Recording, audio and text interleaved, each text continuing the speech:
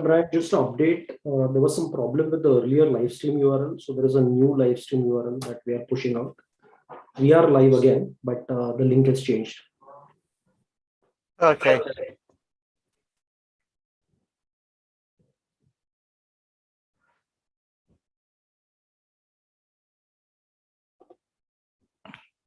We have about 1 minute. Okay.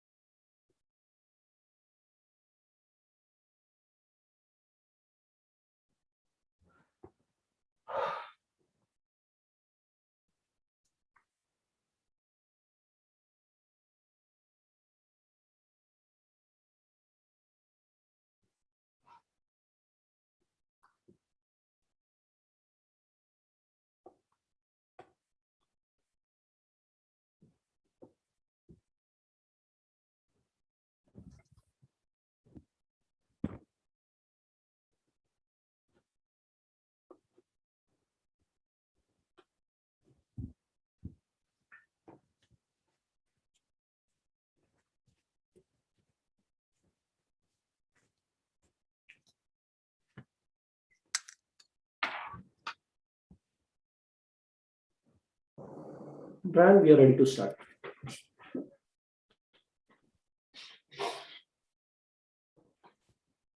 Am I live on screen now? You are. Okay. Hi, everyone. Let me just set up my screen share.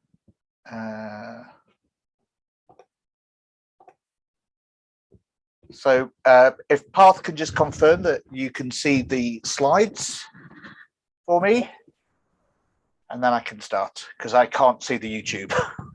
Yes, you are. Brilliant.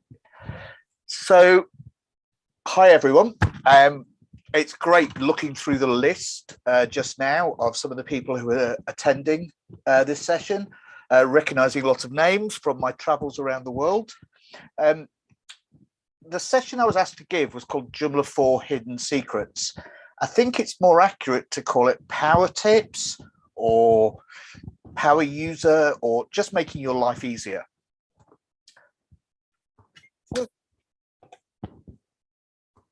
So for those that don't know me, my name is Brian Teeman. I'm the co-founder of Joomla.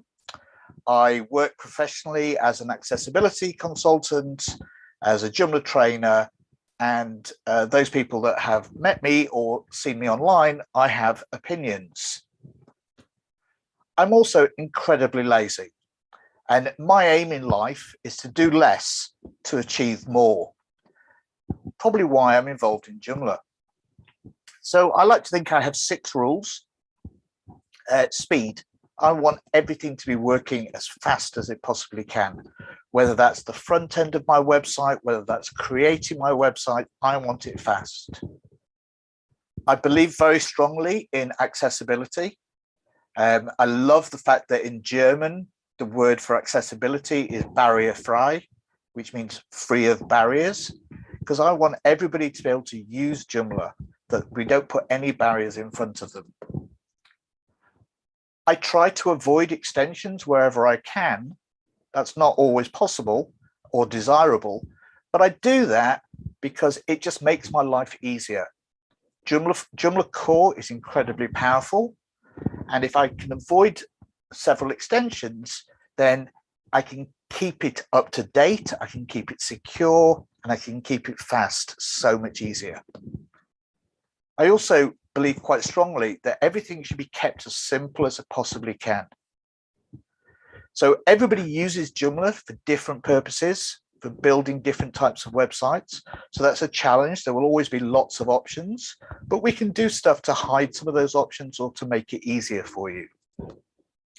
And as Robert said right at the very beginning, whatever I do, I want to make sure that I'm having fun doing it. I don't want to start the day going, oh no, another Joomla website to work on.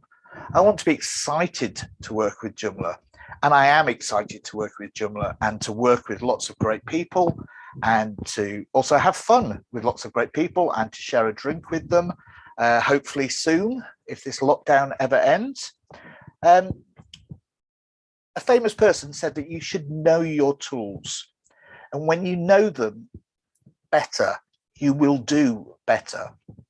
Another famous person, me, said, the easier that you make content authoring, the more often that people will write. There's nothing worse going to websites, clicking on latest news or blog and seeing that the last article was written in 2017. We should be making content authoring so simple, people will enjoy doing it and will write more often. So I'm going to show you now several of the new features in Joomla 4. Some of them are completely new, some of them are improved, some of them are enhanced. And these are just some of the things that I've been using for the last year or more, trying to work out what is the tools that I want to use, the best way to build Joomla. So the first thing you'll see with Joomla 4 is that we now have a completely different landing page or dashboard or control panel, whatever you want to call it. And it comes by default with lots of these blocks on the page. And let me just navigate through them a bit and explain as I go along. You can see we've got recently added articles, popular articles, we've got site information, we've got lots of other things, but we can also get rid of them just by one click on publish it. So I don't need the privacy dashboard on this site. I'm going to get rid of it. Don't want the logged in users. What else shall I get rid of? Popular articles. Let's get rid of that. Yeah, let's get rid of latest actions. And how about site information as well? Let's get rid of that one. So that I'm making it much more how I want to work. Now you see we've got these buttons at the top here, which jump directly. So there's jump directly into users, or I can jump directly by clicking on the plus into the new users. And that's exactly the same for the other buttons for articles, article categories. But we can add and remove icons as well from here. So you can see here we've got user icon, articles, modules, but we can also add the counts. How many? So that's quite useful for articles. I'm going to put the menu one on now. I usually use this while I'm building a site, and also the template code. I probably would not have those published when I'm live. And you can see there it is saying I have 10 articles on this site, and I've got the quick links right there through to the template code and more.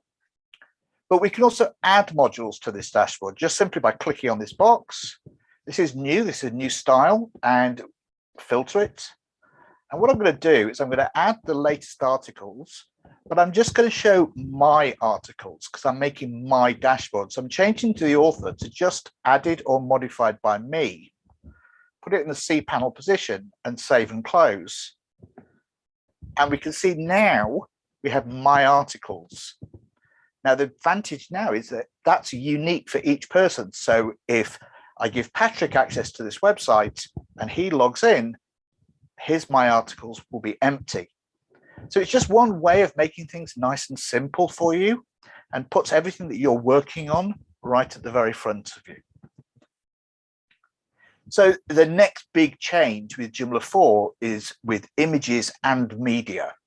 Let me just clear this message on my screen. So let's go and have a look. So to start with, we can go directly into media by clicking on the big icon.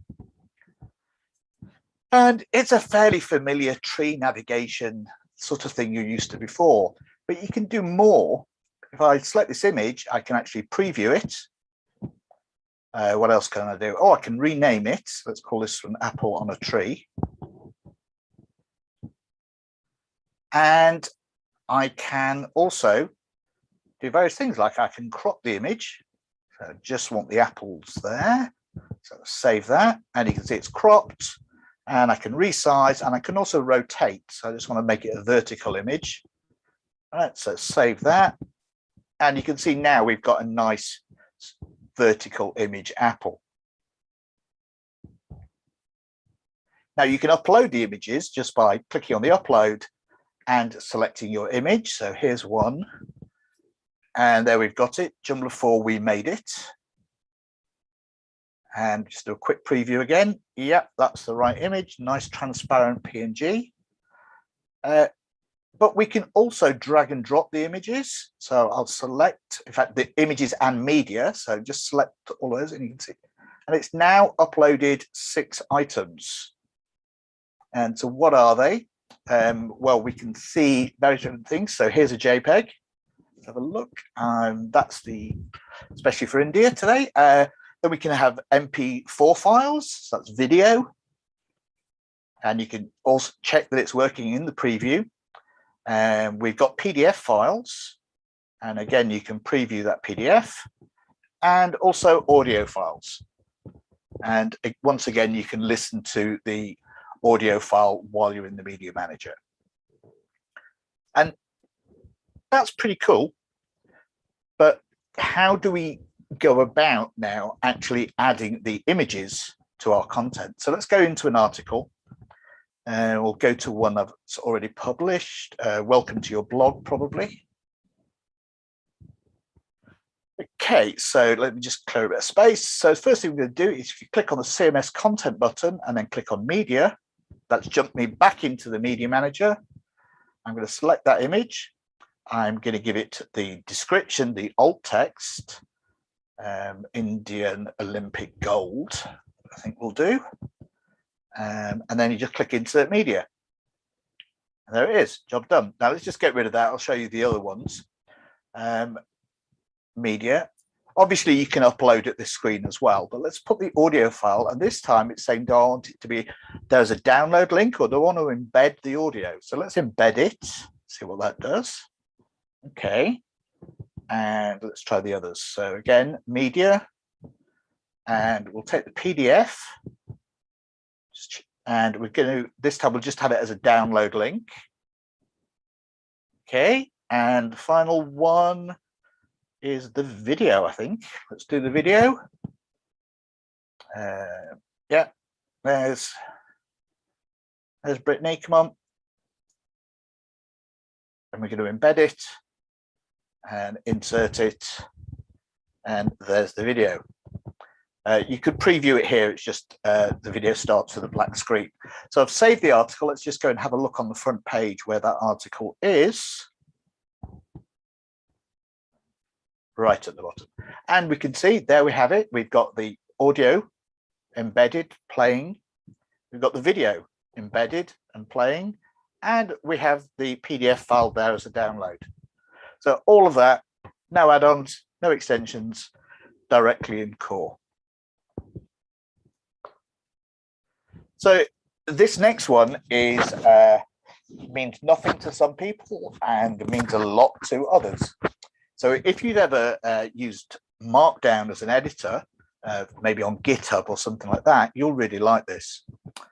So what I'm going to do is, first thing is I'm going to go into the plugins. I'm going to filter it on the editor plugins and select TinyMCE.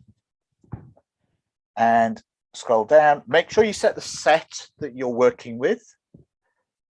And you can see there's lots of different options, but the one we're looking for is not enabled by default. It's called Markdown. So we're going to set that to be on. We'll save and close. We'll go back to our dashboard and let's click on the plus to create a new article. And now we can actually write Markdown. So hash space heading 1.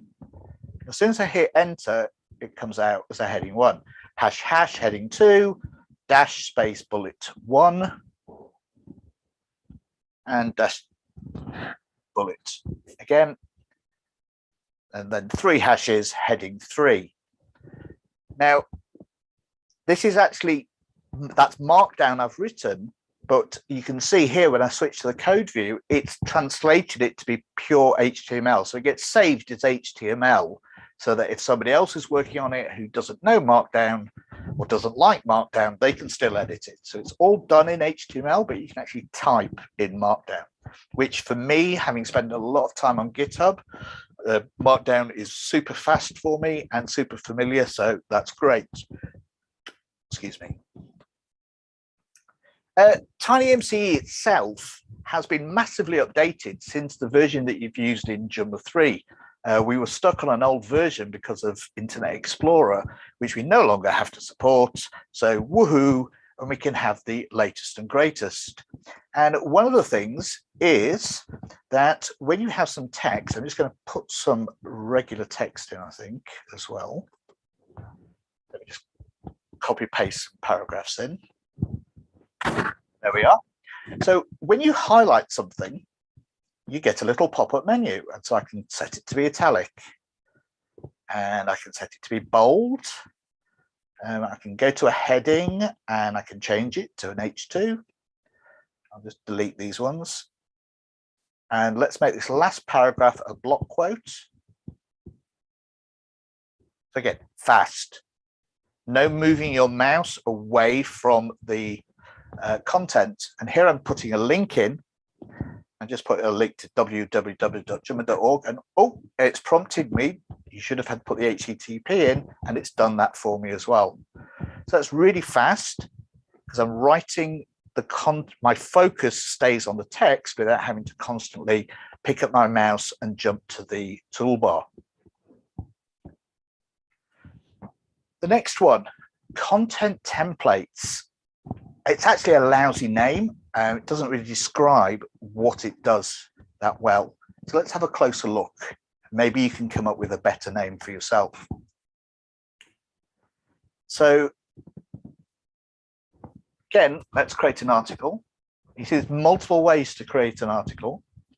And there we have, I'm just going to an insert template icon. Have you ever seen that before? Have you ever tried it? This is what it does. It puts these two things in, which you can then click save, and you've put some text in. Not bad, but not useful because we can't access it. We can't create our own. Well, we can now. So let's go into the TinyMCE editor again. Make sure that we select the set that we're working on and scroll down, and content template directory, set it to use the one in your templates. So now let's go back to the dashboard. Let's jump straight in another way to create an article. And now when I hit the content template button, we've got more.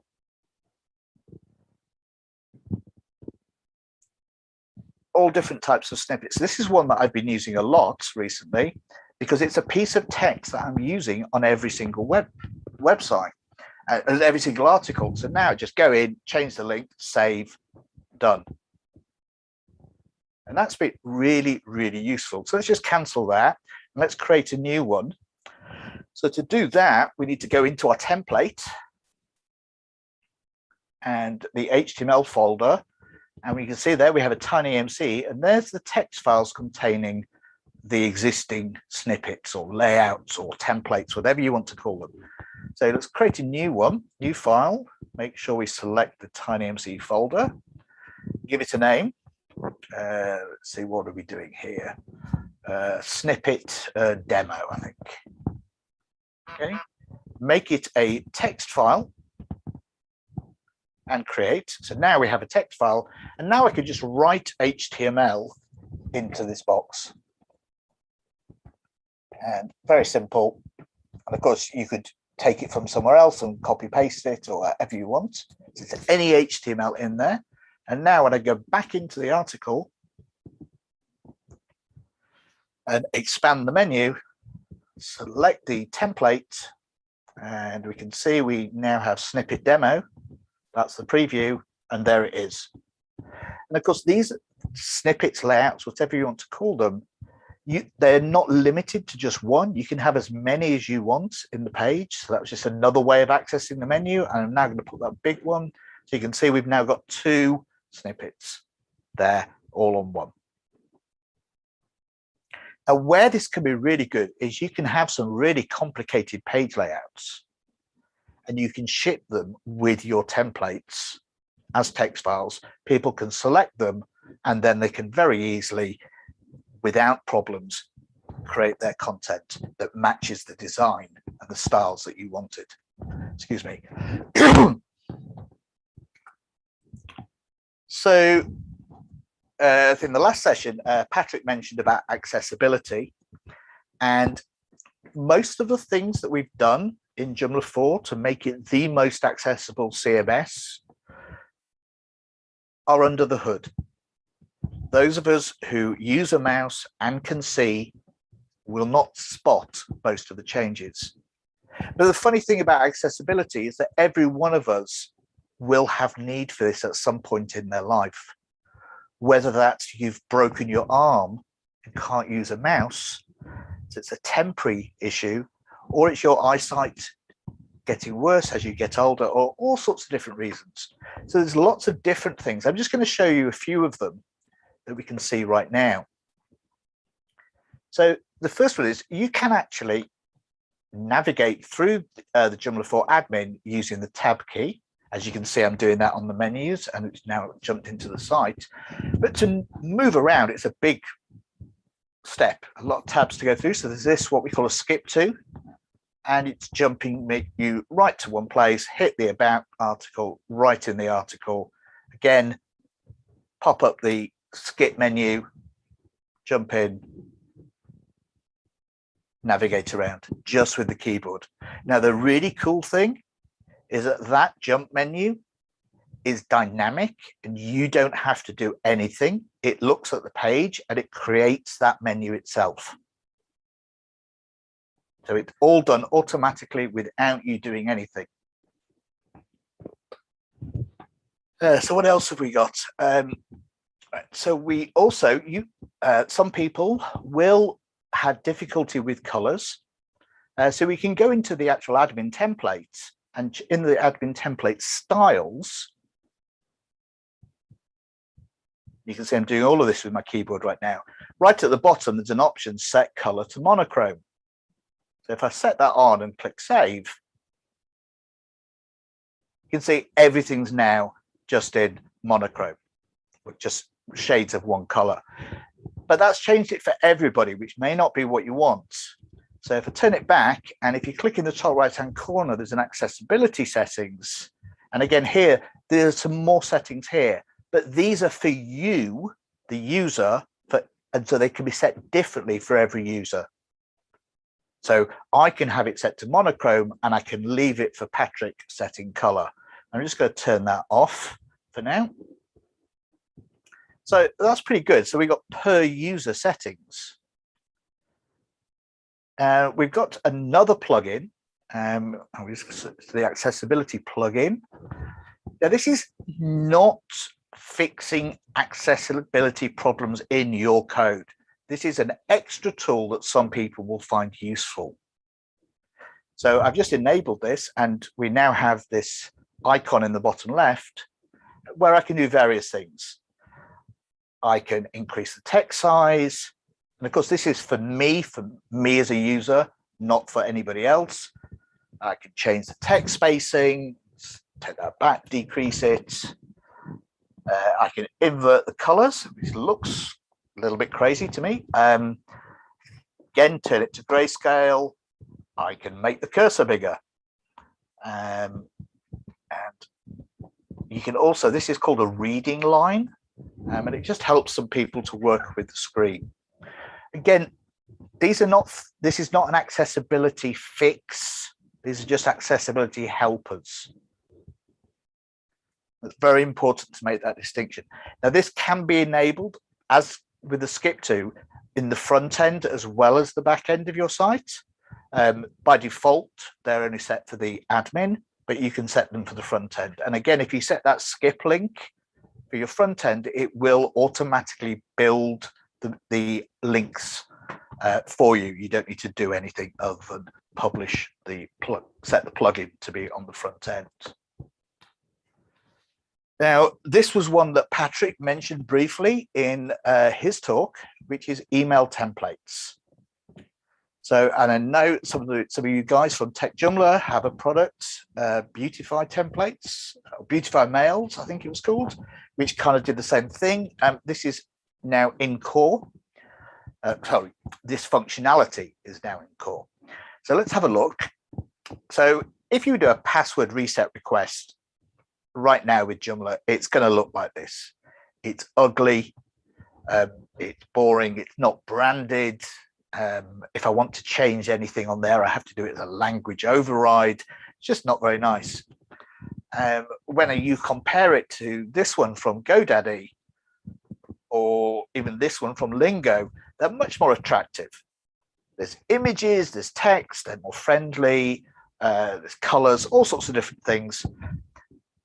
And obviously that may not be appropriate for your site, but something like this absolutely could be, and it creates a good impression. So let's take a look at this. So for this one, we need to go to the system dashboard, and here you see mail templates. And this is all the different mail templates that are available. One we're going to look at is user password reset. And I'm just going to delete everything I've got there because that's the default, and put some text in. Let's make this nice and big, H2. And now we can put this, click on that on the side, and it's inserted the special link that's going to be replaced for you, the user. I'm going to drag an image in. Of course, I could get one from the media manager as well. Give it my description, which in this case is a password written in ink on a hand. Let's save. Let's change the title. Okay. Oops. Change that. So as you can see, in this case, the site name is a variable that will be changed. And now we've got a really nice customized email that's ready to be sent to our users whenever they need to reset their passwords. It puts you back in control over the communication from your website to ensure that it's on message, that it's branded, that it's in the styling that you want. And of course, if you're working with a multilingual website, each one of these emails can be translated into whichever languages you need. And you could even, it doesn't need to be a translation, it could be a completely different style of message for each language.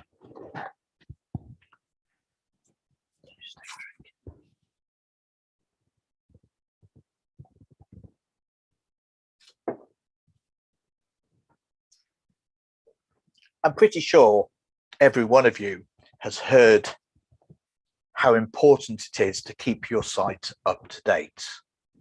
So at this point, I just want to put a caveat in here, a warning. Just before I started, Joomla 3.10 and Joomla 4.0 were released.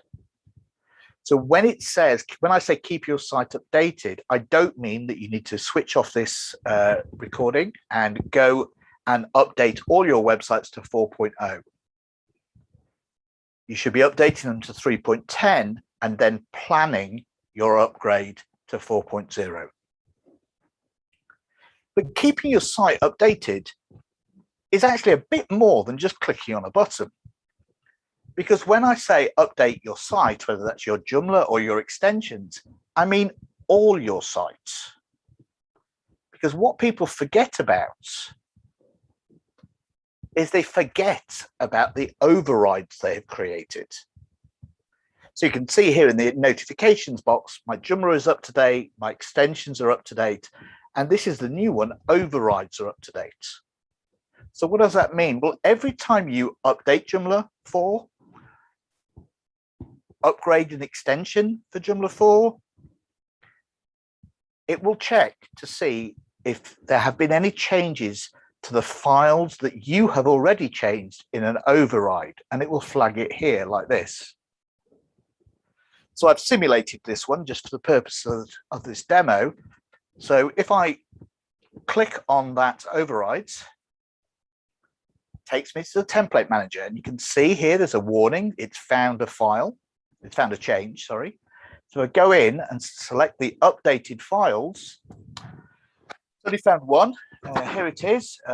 It tells me when it was added, how it was added. This takes an extension. If I click on it, okay, this is my version of the file. So this is the override that I'd had before. If I click on show differences, it's now showing me the differences between my changed file and the new one from the developer. So I can look through it and see, do I need to change anything? In this case, I don't. I can just go back, and if I tick that, just to say, I've checked this one, it's all okay, not a problem. It tells me, you can see there on the right, that everything's up to date. I go back, and again, everything's green again. So this is really important, because the number of times you'll see on support forums or on GitHub or just supporting your users, oh, that doesn't work. And the response is, have you tested it with the default template? Oh, yes, it works now. And the reason why we say that is because we can pretty much be certain that the overrides they've created are in their templates and not in the core templates. So we can see that's where the problem is. So now you don't need to do that. We've got the override check. It's going to show you straight away if there's a file that has been updated that you are overriding. It's going to show you the differences and let you decide, do I need to apply those changes to my override? This is a really big change, especially for people who do a lot of customization to their sites. This is going to make their life so much easier. I'm going really fast, which is not a surprise because I'm excited. Google loves a fast website. Whichever way we want to think about it, Google is in charge of search, and they decide what makes someone rank well. And one of the most important things is how fast, how performant your website is. So last night I did a couple of tests, and I compared on exactly the same hosting, so that it's on my same account on my Scala hosting VPS, so that there's no issue. On the left-hand side, we can see the Joomla 3 website, the calendar website, which is just a plain install of Joomla 3 with the blog sample content, nothing extra. On the right is a website that I built in Joomla 4. It's got lots of big graphics, lots of things. It's a live site. For the purposes of testing, I disabled cache on both sites. And then I did some tests. So I thought you were going to be able to comment here. So at this point, I was going to ask you, which do you think is faster? The Joomla 3 site with nothing on it, or the Joomla 4 site with lots of pictures and other things? But I can't see any responses. So I can tell you that this was the test results with GTmetrix. Both sites come out well, although I would expect the Joomla 3 one to do well because there's nothing on it.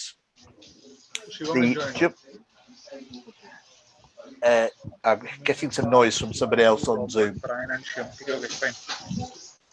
Amy, could you mute yourself, please? Right. Thank you. So on the right is the Joomla 4 one. Let's just zoom in a bit. So on the left, the GTmetrix grade, that's the scoring from GTmetrix' own system. And on the right, Web Vitals, that is Core Web Vitals, which is exactly what Google is measuring. And we can see some more metrics down below. Now, in itself, they don't really mean anything. So I'm just going to flip to what Google says that a speed of good will be. So in other words, so right now it's saying my first contentful paint is 476 milliseconds, and Google says that that's good. But they will measure good for anything below 900. So again, if I just flip between them, you can see the difference. This one is the actual score of my website.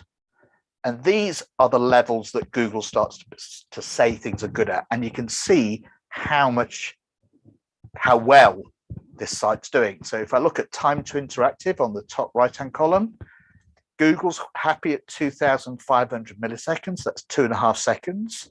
And this site was half a second. So absolutely superb. And again, the next speed index, 270 milliseconds. Google would have been happy with 1,300. So it's a big difference. So that's straight out of the box. There's no caching on. There's nothing special. And it's a much heavier page that I was comparing it to. So we can actually see that Joomla 4 out of the box is fast. And as I said before, a fast site is a site that Google loves. So instead of spending your time with SEO experts, spend your time updating to Joomla 4, following the Joomla 4 best practices, and then you will have a faster website. And a faster website is a higher ranking website.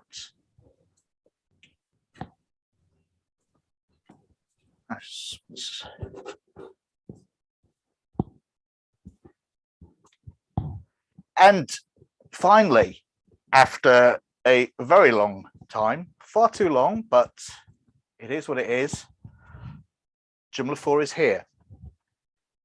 So what I suggest everybody who's listened to this does is just simply go check out Joomla 4, download it, install it on your test site, whether that's a local host or a live server, whichever way, check it out, see what it's like, see how much faster it is, both in terms of how easy it is for you to build a site, and also in terms of the actual output of the site.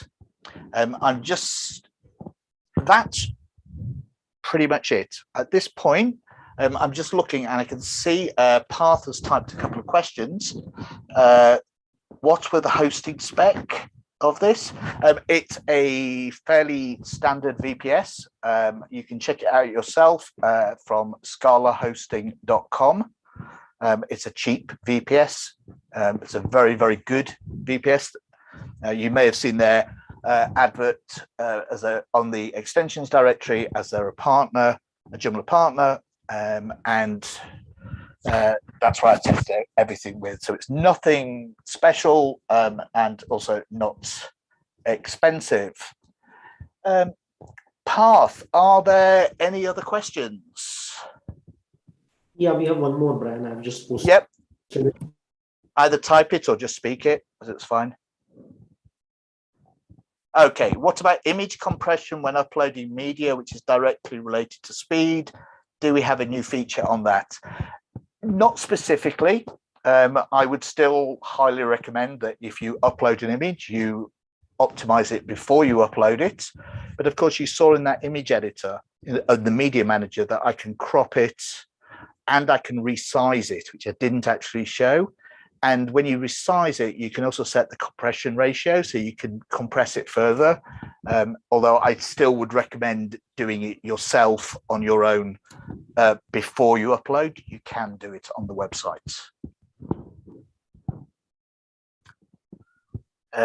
So there is one more, Brian, that came on social. So the question is about, can you talk a little bit about migration from Joomla 3 to Joomla 4?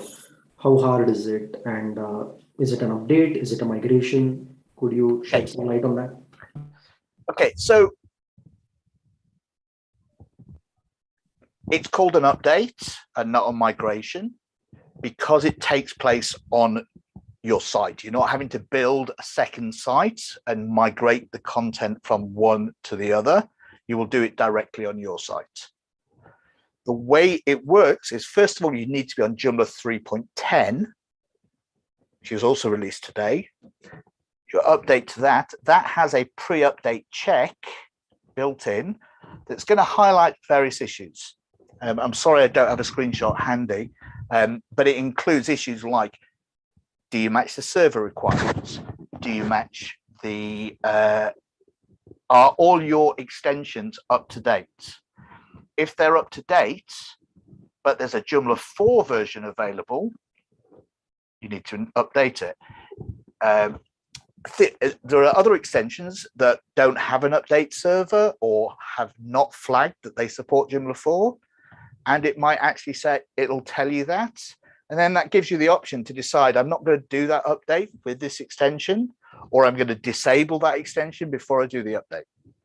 Again, if you remember back to one of my very first slides, don't use extensions, and then you won't have that problem. So you then click on the button and it updates. Will it break your site? If you're just using core components, absolutely not. If you're just using add-ons that they themselves have said we work with Joomla 4, not a problem. With ones that are marked as unknown, the answer to that is I don't know. The most likely problem that you will see is that your front-end template has an issue. And that's simply because the front-end templates have been written either Bootstrap 2 or Bootstrap 3, and by default now Joomla 4 uses Bootstrap 5. Is that right? Bootstrap 2, 3, 4, Bootstrap 5.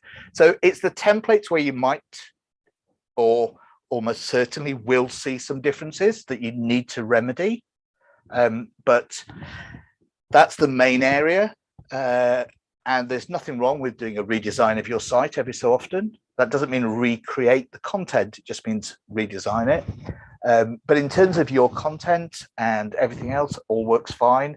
I've updated one very complex site that's in Joomla 3 to Joomla 4, which included code that I wrote, so a custom component that I wrote.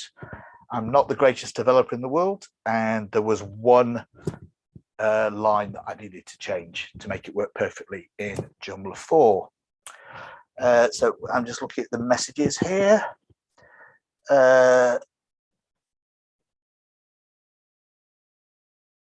So someone's written, how come substituting template CSS custom and declare it needs index.php, and how come configure the overrides now?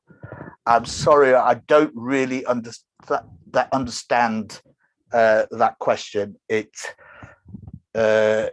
looks like it's mixing a couple of different things, so I'm going to skip on answering that one.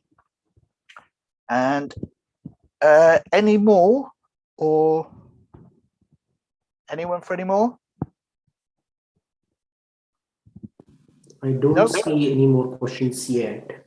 Let's just give it a minute. So by all means, if you've got a question, quickly type it into YouTube, and I will sit here and try and give you an answer. I just wanted to say, when preparing this talk could have lasted 5 hours because there are so many things that I wanted to share, so many tips, tricks, techniques, tutorials.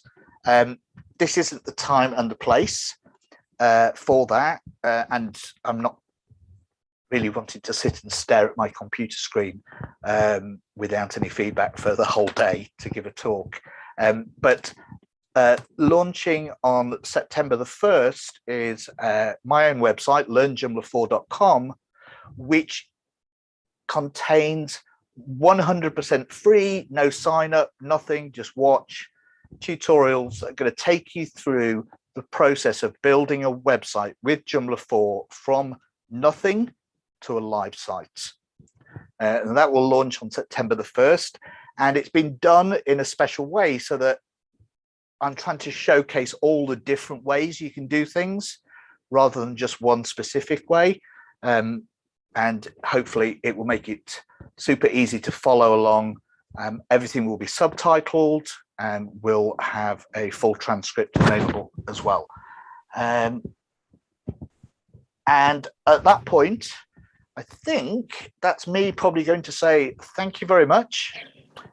Thank you for watching. Thank you to Parth and his team for organizing this. And I'm going to stop now. I'm going to get myself a cup of coffee and I'm going to sit back and watch the rest of the presentations, because I've deliberately not said anything about the topics that they're talking about to keep it as a I won't say a surprise, but so that they get all the glory. So thank you very much, and I'm going to stop sharing my screen.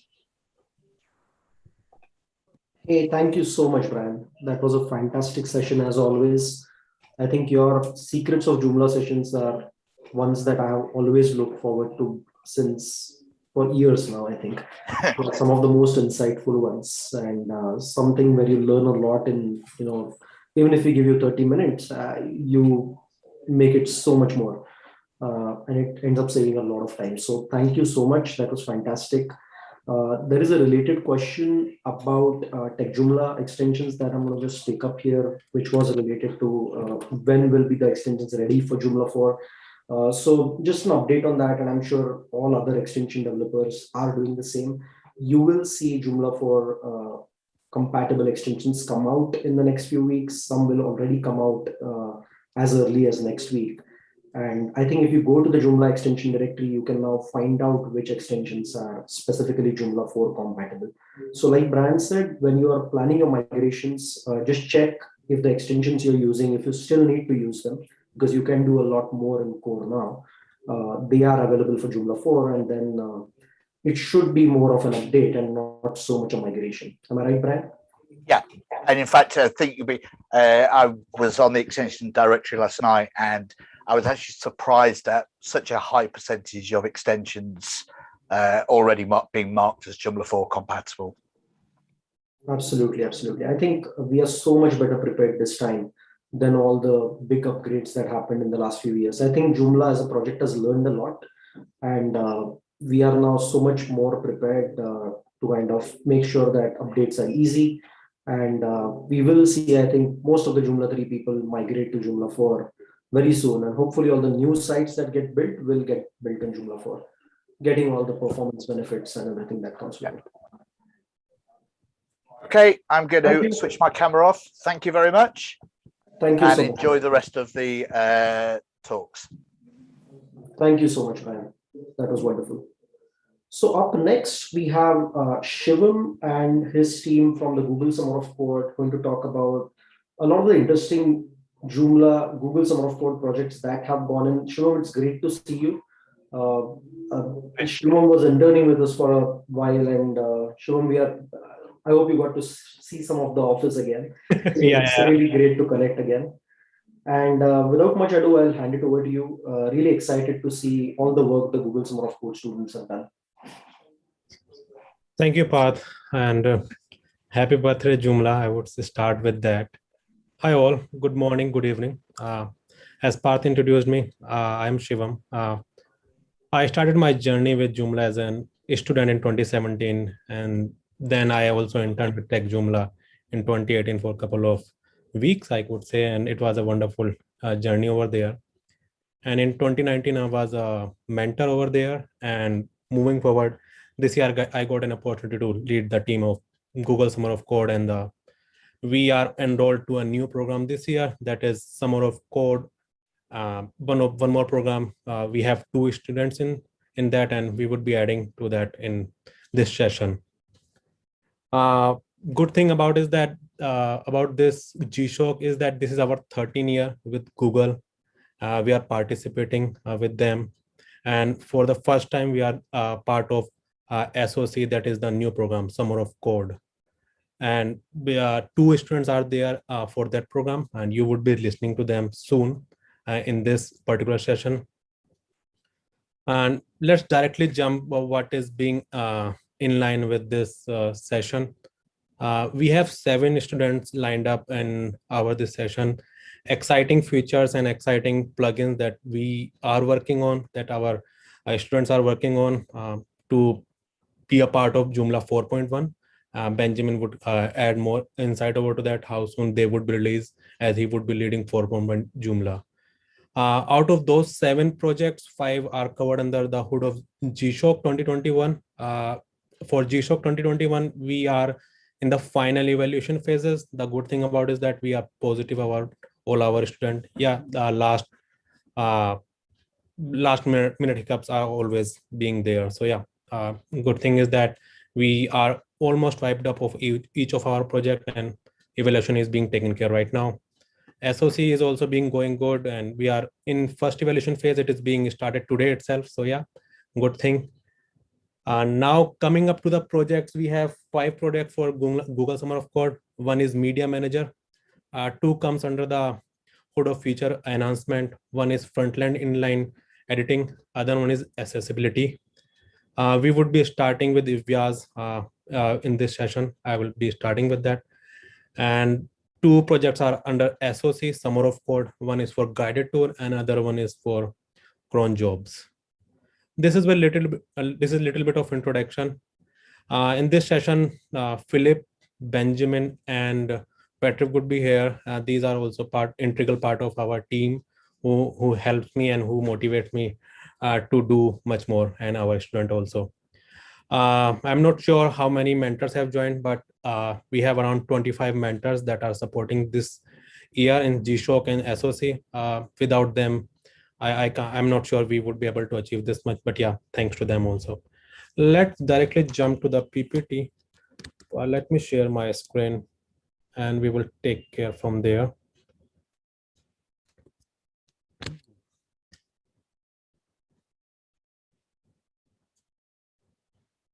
Okay. But I don't have rights to share my screen. Can someone look into that? You should have rights now, sure. It works. Does anyone else from your team also need No. sharing rights? Fine.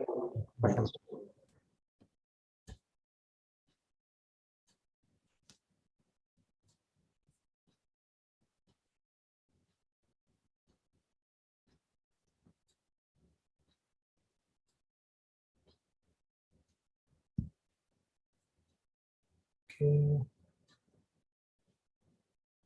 I hope my screen is visible.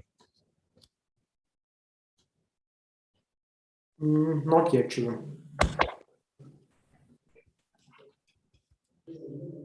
Okay.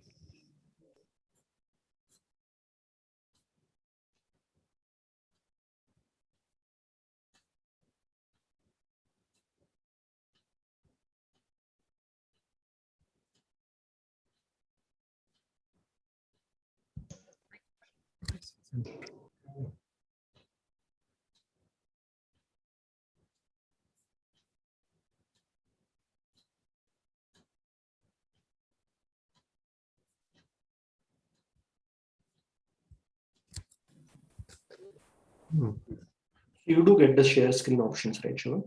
Yeah, I can get it, but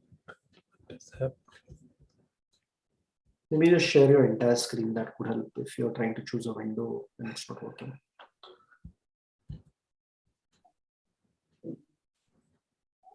I'm getting some privacy issue on this Mac. I think you're probably using it for the first time. Is there someone else who can present while you speak? Otherwise, you'll have to quit Zoom and rejoin it. I think if you've not used Zoom on this Mac earlier, it will not allow you. You'll have to quit it and come back. Okay, do you want me to do that? Yeah, sure. You can do that. Give me a minute. Yeah, just have to restart. So we have Shivam will just rejoin in a minute. Let's just give him a minute. I think his Mac had some privacy issues in sharing. While he comes back, Phil, I see you're on. Do you want to say something to everyone who's joined us? Joomla 4 is out. Yay. Hello, yes. I'm going to try and get my screen to work, but you don't need to see me anyway. I look terrible. I started about 6 o'clock. I was hoping to see you. No, let's try. I started about 6 o'clock last night. Let's see if it will do. And we've literally, is it coming through? We've literally came out in the last hour. So it was a roller coaster ride. But it's been 9 years since a major has come out. So lots of things to unearth and do. And also life gets in the way sometimes. So George couldn't actually click the button at the end. So that was one of the things after it all happened. We sat back and thought, wow, that's, we've got a lot of fallback. There's a lot of talent here that can just step in, take over and make the thing happen. So it was good to be part of that and to hear And I'd say the last hour, everybody was talking over each other, two different people, but it all just seemed to happen. So really good, really good. Tobias, I don't think slept through the night. So he was actually working and testing from the start at 6 last night until literally release, which was an hour ago for me. It's 2 in the afternoon for me. So, and George was similarly getting very little. So yeah, it was quite a lot. And there's Harold and Wilco were in there virtually all the time, really putting out the stops and trying to fix everything. And the CMS release team behind the scenes, every time we had a new package to test, they were on there testing. So it's a lot of people involved, and a lot of people standing by just in case, messaging in saying, can I help, and what can we do to help? So that was really good. Very, very encouraging. I think fantastic work getting it out.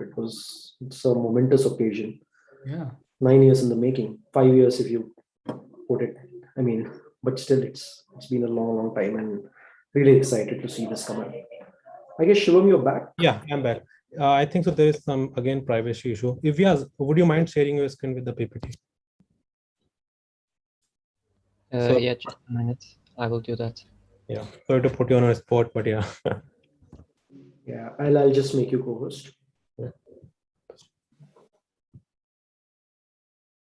So did you get a launch? Did you get a new Mac to celebrate the launch of Joomla 4, Shivam?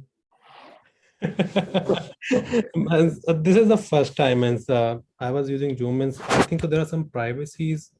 I don't know why. I'm not. System is not allowing me to check. Yeah. That happens with Macs. You need to just allow I think the privacy settings. You need to allow Zoom, but I think I've given AS right. So could you try sharing? I think so. I'm okay. Both of you are co-hosts. Either of you can share.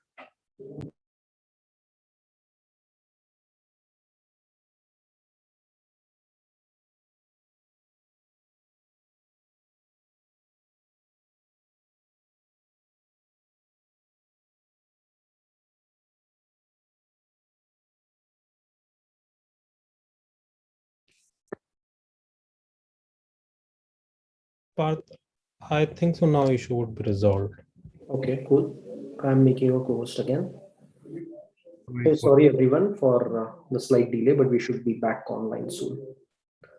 Shivam, over to you. I think you should have rights now. Oh yeah, we do. Fantastic. Yep, thank you. Yep, I hope my screen is now visible.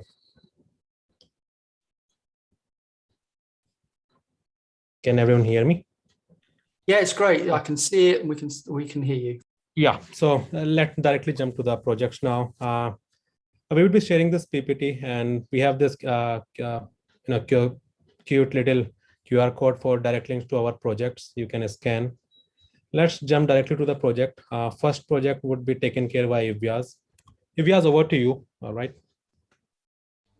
Okay. Hello, everyone from Azerbaijan. I hope you are all doing well. First of all, I'd like to mention that I'm so happy that I got the chance to present to you my project on this special day. Before I start talking about the project that I've been working on during the last 10 weeks, I'd like to talk about myself first, how I got here, what my journey was like, and how Google Summer of Code with Joomla affected my life and career. So a little bit about me. I'm Eyvaz. I'm currently a third-year computer science student at French Azerbaijan University. I like coding, blogging, participating in competitions, hackathons, and conferences. Now let's talk about my journey.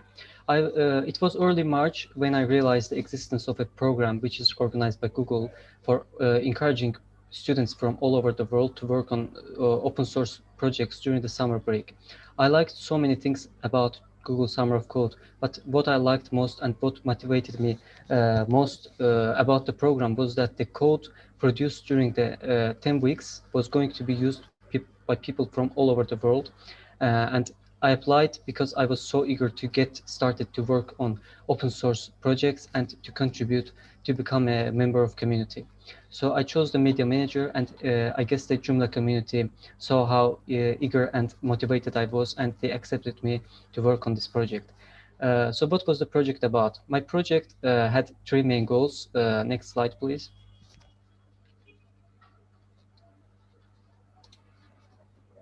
Okay, so the first goal was to implement responsive images with art direction functionality. Have you waited more than 3 seconds for an image to get loaded while it was unnecessarily wasting your cellular data? This happens because the image that was being downloaded had a way bigger size than your mobile device, and it was just shrinked by CSS to fit into it. So how can we fix this problem? By displaying the right image for the right screen size. In this part of the project, I made sure that every single image that gets inserted to the website content has its different size versions which are generated on the fly. In addition, the image sizes have been made fully customizable so that it's content authors who decide which size of an image to display in which screen. The second objective of my project in the next slide was that when I started working on the project, it was possible to enter some image details like description, class, figure caption, lazy loading option, and etc. while adding the image to the content editors. But what if someone wants to change these details thereafter? There was no option to do that, and this is where I came in. I improved the edit form in a way that users can fully customize an image even after they add it to the content. The third objective of my project in the next slide is we can't argue that media is one of the most important things in a website content, and that's the very reason why content authors should be able to upload whatever media type they choose and conduct any necessary actions on it before publishing it to the web. And Joomla didn't have much support for playable media types such as video, audio, and PDF files. And in this section of the project, I implemented new features and plugins that allow users to easily upload these media formats and interact with them. So these were the main objectives, goals of my project. In conclusion, I'd like to mention that I really enjoyed being a summer student in Joomla because I reached my goal. I became a member of a great community, and that's all. Thank you for your attention. Joomla for all. Thank you, Fiaz.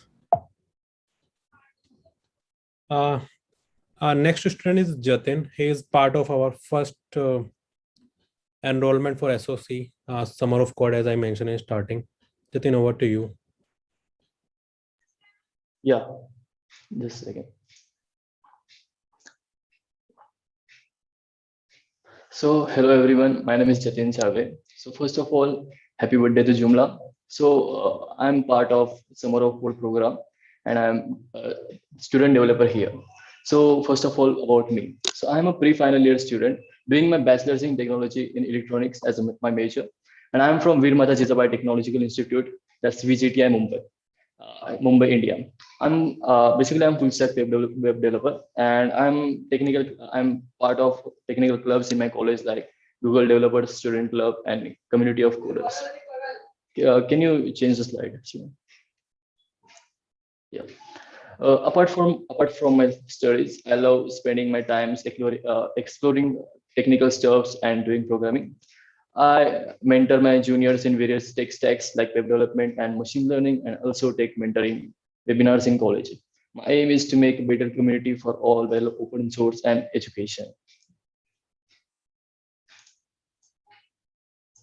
Yeah, so basically my project name is Guided To. So what exactly is a Guided To?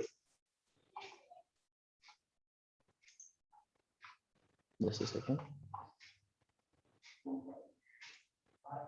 So in Joomla, certain workflows are needed to do certain tasks. Currently, users have to read the documentation if they are new and want to know how they can achieve different things. This project should implement the functionality of guided tours in Joomla. A tool is a click-through pathway which the user can follow to fulfill certain tasks like creating an article, so on. The one other hand, Joomla code should deliver basic tools for user to use the core functionality without the need of the read of the documentation. This is the best part. And on the other hand, it should be possible to create their own tools. Example, as administrators for system operators, copy and change existing tools, or allow third-party developers ship their own tools when their extension will be installed. So basically, this is a simple and sweet project which will enhance the user experience.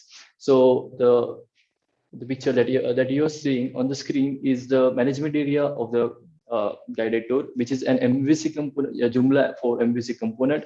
As you can see, here user can put the details of the tour, like the tour name, the tour description, the tour URL, and other technical stuffs, other technical stuff. So can you change the slide?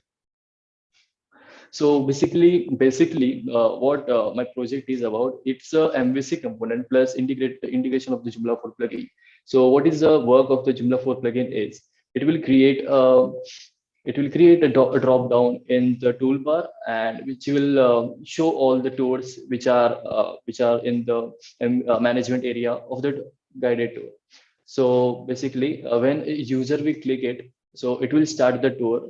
Like here is the example, like how to create a user in backend. So if user enables the plugin, so he'll see the one drop down in the in the yeah, in the extensions of their choice, like all and users and other components. So as this is user, like this is related to user, so it will user can select either user or all to show where he wants to show this tool. So when user will click on the drop down, there will be the option of the tour names. When can you change the slide, please? So this is the example, like this is the step of the guided tour plugin when the plugin will be activated.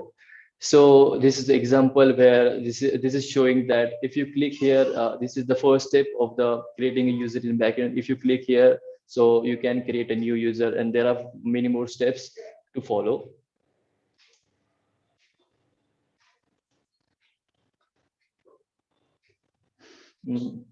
So yeah, that's all. That's a little introduction about my project. So basically, this is sweet and simple project which will enhance the user experience. Yeah.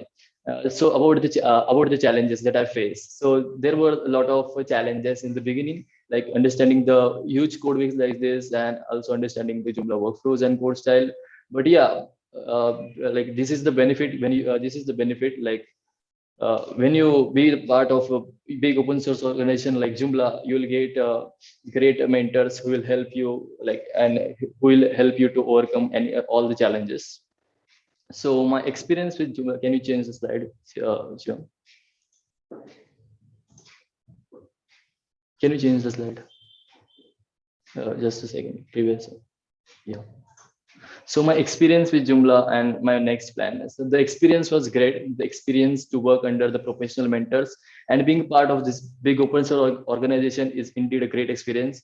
In future, I would like to contribute to Joomla and will work for the betterment of this community. Thank you.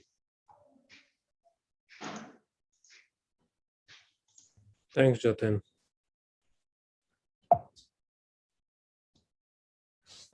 Next session would be taken care by Kumar Shivam. He would be talking about keyboard navigation in regard to accessibility. Over to you, Kumar. Yeah, thank you. Thank you, Shivam. Yeah, hello everyone. I hope you are all doing great. So on Joomla 16th birthday, I would like to take this opportunity to wish a very happy birthday to Joomla. So my goal today is to help you understand the Google Summer of Code Joomla project. Hi, I am Kumar Shivam from India, a Bachelor Technology final year student. I am on the Information Technology track with a focus on open source contribution and the web development. Also, I am a mentor of a Google Developer Exchange program in Southeast Asia, which is started just before month. So the project is all about the accessibility and enhancing the keyboard navigation systems. To implement and improve several accessibility features in Joomla keyboard navigation, I have created a one system plugins which will help the user who don't want to use the mouse, or the people who are dealing with the disabilities can easily navigate and interact with the Joomla core features. So the components, the buttons like new, back, save and close, these all can be managed by the keyboard shortcuts only. There are also some features that I am planning to add, like To improve the color enhancement, the CSS properties to navigate over the buttons in the accessibility features. So the user can also configure and change the different key combination as per their need. So there are the keyboard navigation, the plugins which are made for the users.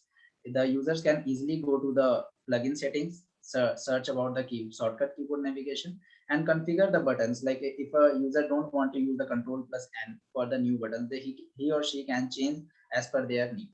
So it saves your times and efficiency while designing and developing any of your projects or websites while you are working on Joomla. So in this project, my mentor has played a very important role.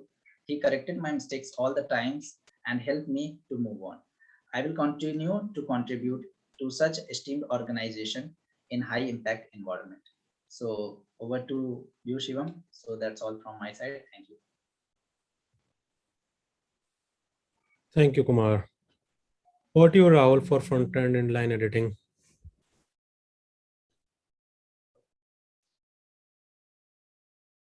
I am Rahul. I worked on front-end inline editing under the GSOC 2021, and I am a final year BTech student at IIT Mandi, and I am interested in web technologies.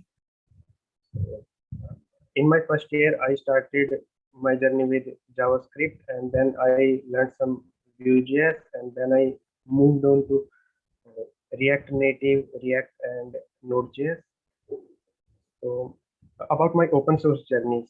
In the beginning, I started opening issues on the GitHub repos that I used on the software, on the GitHub repos that I used daily. So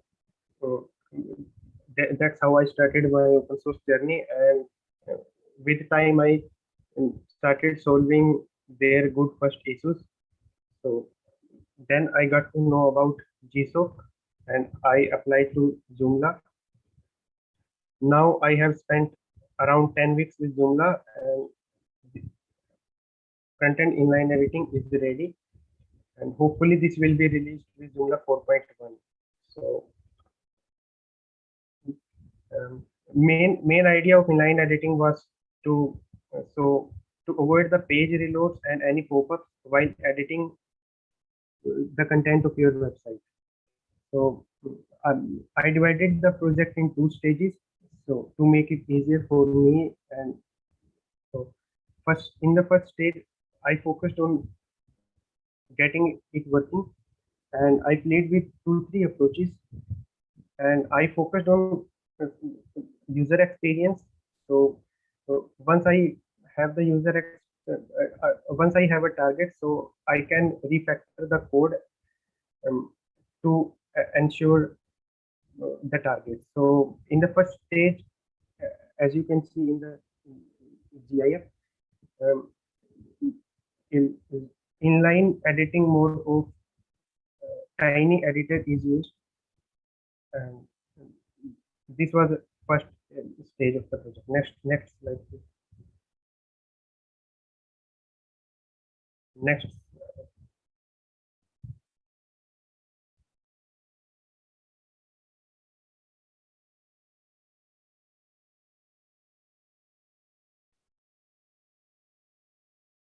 Okay, so in the stage 2, I refactor the code. So in the stage 1, there was no data validation, neither client side or the server side. So the stage 2 was mainly about improving the code, and we had the target for the user experience. So I refactor the code to make it easy for the developers. So and so in the stage 2, I created HTML service. So wherever you want to make an field inline editable, you can use this service to mark that field as inline editable, and the service will do all the work to make that field inline editable.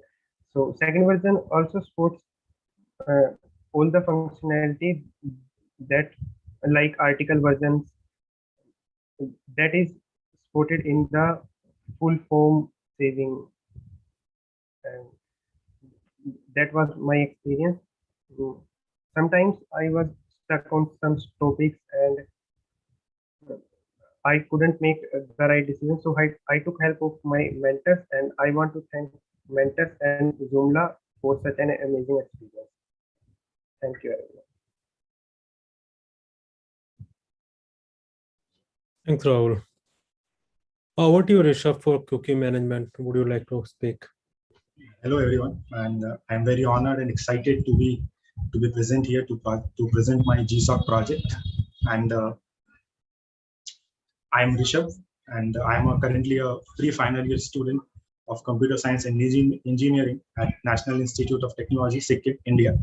And I'm a huge fan of free and open source projects because it gives us a lot of freedom to do whatever we want with the code. We have the code, but we can do whatever we want. So talking about my project, so first I started my GSOC journey as well as my first open source journey with Joomla in March 2021. So talking about my project, it's of cookie management system, which is required by all the websites across the globe, and to protect the user's privacy. And it's a guideline. It's a guideline drafted and published by GDPR.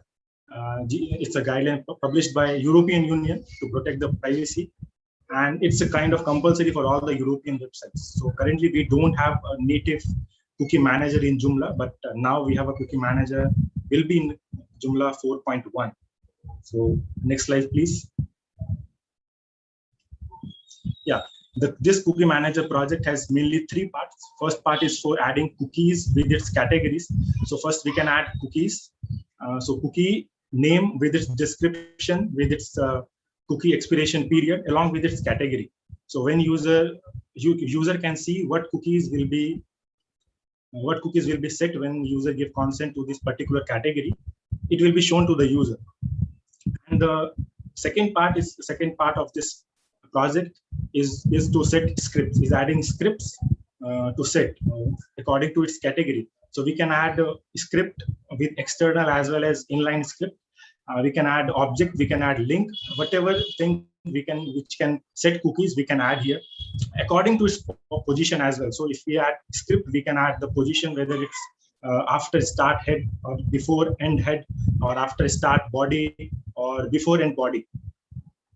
So this is about scripts, adding script. And the third part is about consents. So after user gave consents to the cookies, so a unique identifier, two identifiers. First is UUID, it's for identifying unique user, and its second is for CCUUID. So it's CC cookie consent universally unique identifier. It's for identifying consents, and UUID it's for identifying users. So when user gave consents, CCUID, UUID along with its cookies, consents, opt-in, opt-out, URL of the browser, URL where user give consents, user agent of the browser, along with consent date and time. It will be registered, it will be stored in the database, and that can be displayed to the user when they give consent, after they give consent. So they can change it, or using CCUID, it can contact the administrator, whatever, because if user have any complaint, they can contact the administrator. So next slide, please. So yeah, this is the UI of cookie banner. So this is the text, and every text can be changed using language override. So we have managed consent preferences, and here. So this cookie banner can be displayed at 9 positions.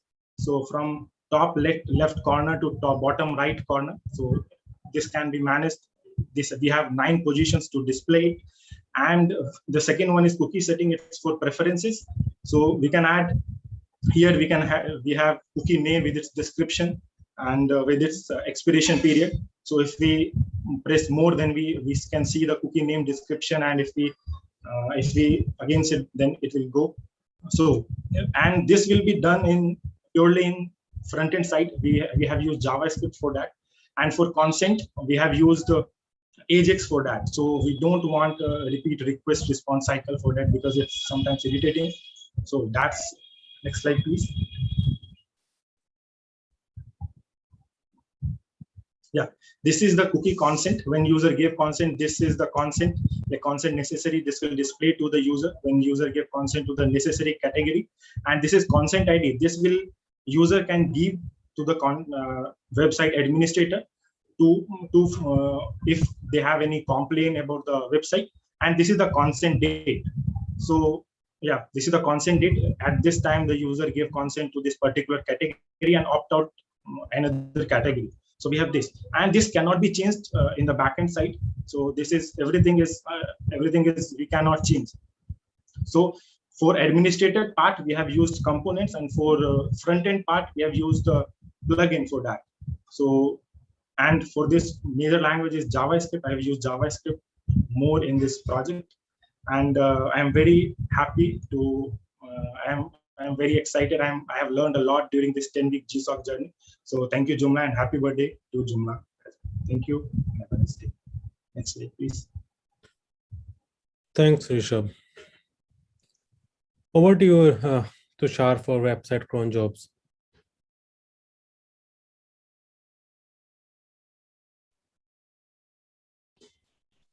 Tushar, can you hear us? Yeah. Yep. Hello, everyone. I'm really glad and excited to be here on a special day. And I'm going to talk about what I've been working on for Joomla for some weeks now. So a little bit about me. I'm Tushar. I'm a computer science major in my second year of study at the School of Engineering Technology in India. I've been into open source software for a long time now, but this is my first major involvement in an open source project. So this endeavor is really special and important to me. Okay, so let's get to what I'm doing. I'm working on a Joomla infrastructure for scheduled tasks, or as you would call them, pseudo cron jobs, because they're not really cron jobs. So why is this relevant?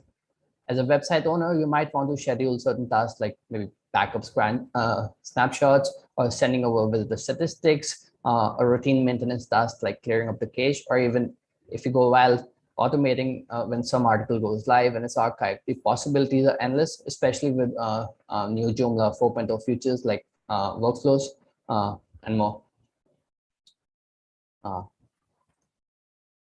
Okay, so the previous slide, please. So let's have a look at how this works. Here you can see the list view. I know this is not very information dense at the moment. It's something we're working on. But let's first have a look at the infrastructure and how you know, behind the face of it works. So plugins can now, with this infrastructural change, offer task routines, which you can configure by going to the cron jobs manager. These scheduled tasks, jobs will run whenever a page on your site is requested, but with a minimal performance hit, because first, we're doing all of it after the main response using the on-after spawn Joomla event. And second, we only do a single task per request and offer task timeouts whenever it's possible. For example, with the get request plugin that we're going to see in a while. Over to the next slide, please. So this is what you see when you go on to trying to add a job. This view shows you a grid with all of the tasks your active plugins have to offer, and you get to select one of these tasks. Let's go with the get request task for this. The next slide, please. So here we see the cron job form as it is at the moment. You get to select the execution rule, which as it may be an interval, or if you're an advanced user or for advanced use cases, you can go with a custom match, which is really a cron style expression as standard in Unix operating systems. Furthermore, below you can see that there's a job parameters field set. This is the field set enhanceable by the plugin that's offering the jobs, and there you can configure things that may be specific to the job, like for a get request, it may be the request URL. You can have the timeout there. You can have authorization headers, depending on where you're going to send the request. That may be relevant.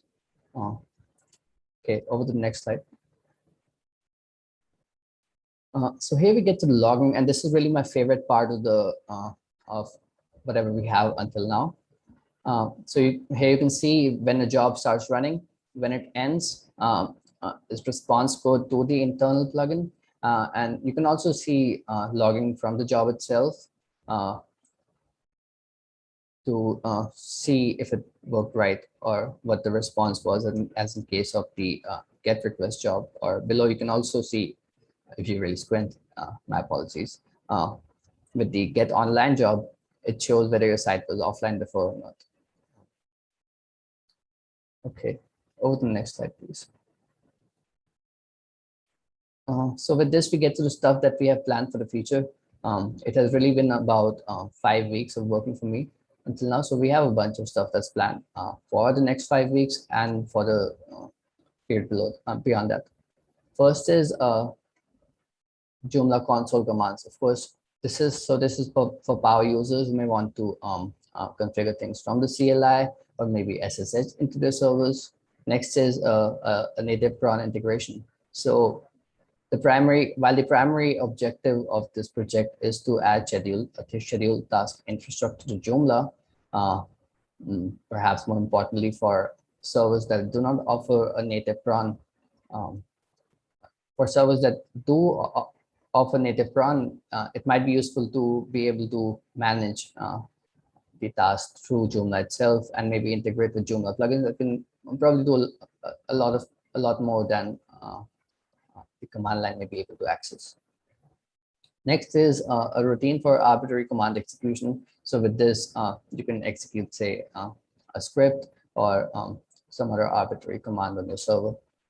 And next is a routine for site maintenance tasks. So if you know, Joomla 3.x had a bunch of CLI scripts that could be paired with your service cron to perform maintenance tasks like cleaning up the garbage collector, the cache, stuff like that. So we have planned a port over for those things, the job plugins that can integrate better with the new infrastructure. With this, I would like to thank you all for listening and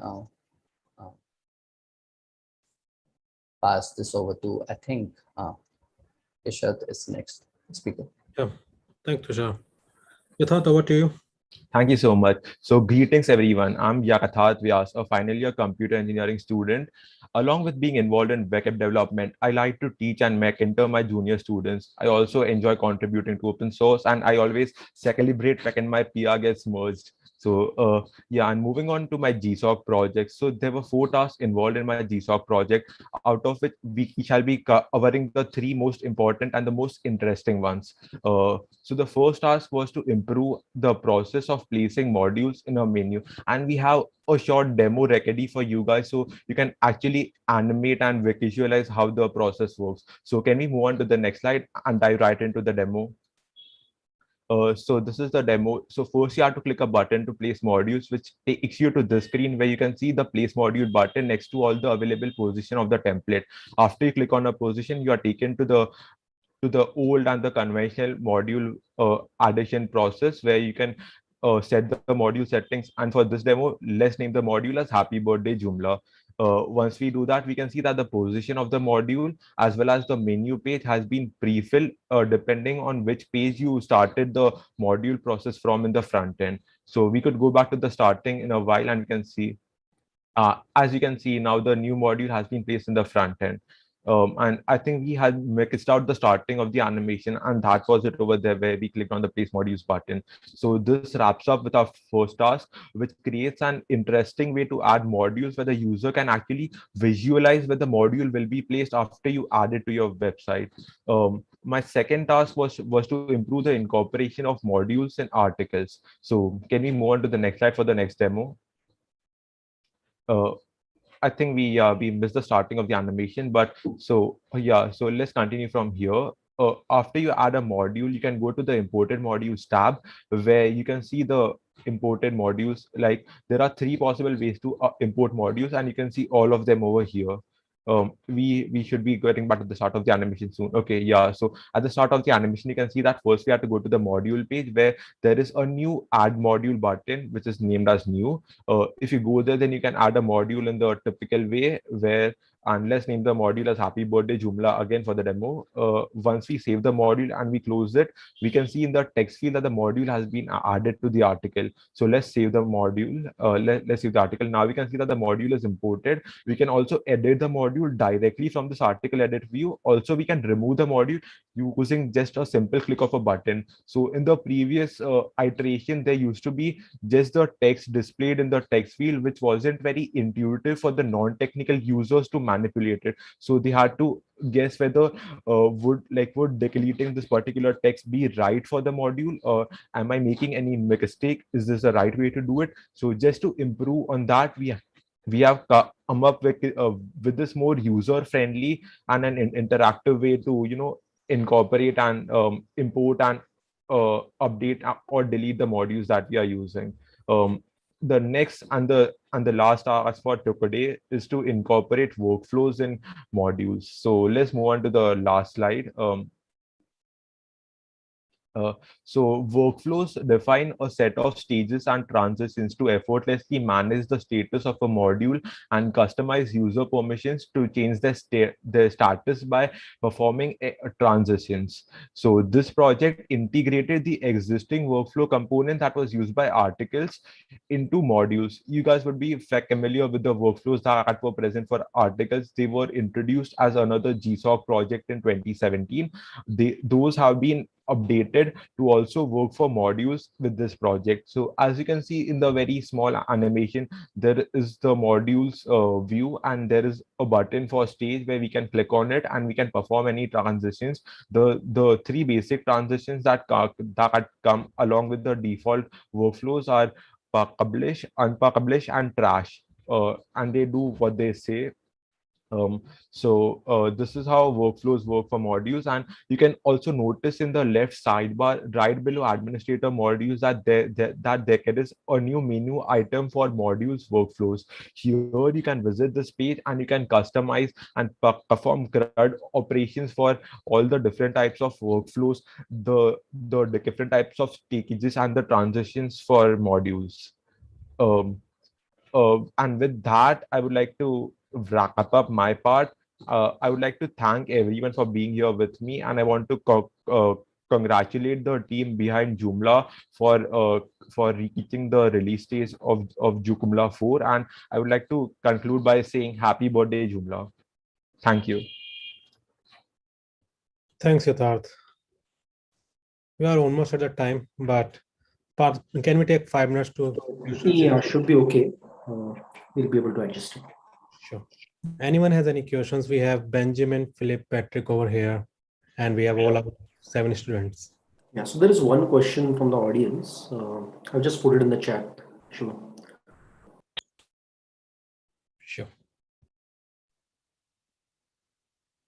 So probably I can answer this question.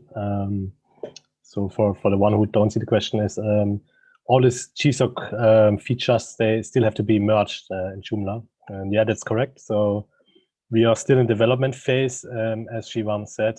For Google Sum of Code, we are at the very end. So in the next few weeks, I think there will be a lot of pull requests. It's already starting. So if you check the GitHub tracker in Joomla, you will see that there are already some pull requests from students, and they will come in the next weeks. And what we need is testers and supporters. So if you like this function, stay on attention and check the tracker. There's also all the code is also already visible in Joomla projects. Not sure, Path, probably you can put somewhere the link. It's on the QR code from the first slide. I think it's Joomla project. There are all this code already there, so you can start testing, giving feedback. They are all nice, like in Joomla in pull requests, but of course in the student repository. But yeah, it has to be merged and it has to be tested. And I think they are really great feature, but they are also, because they are so great, they are also very big. So they need a lot of testing and a lot of feedback.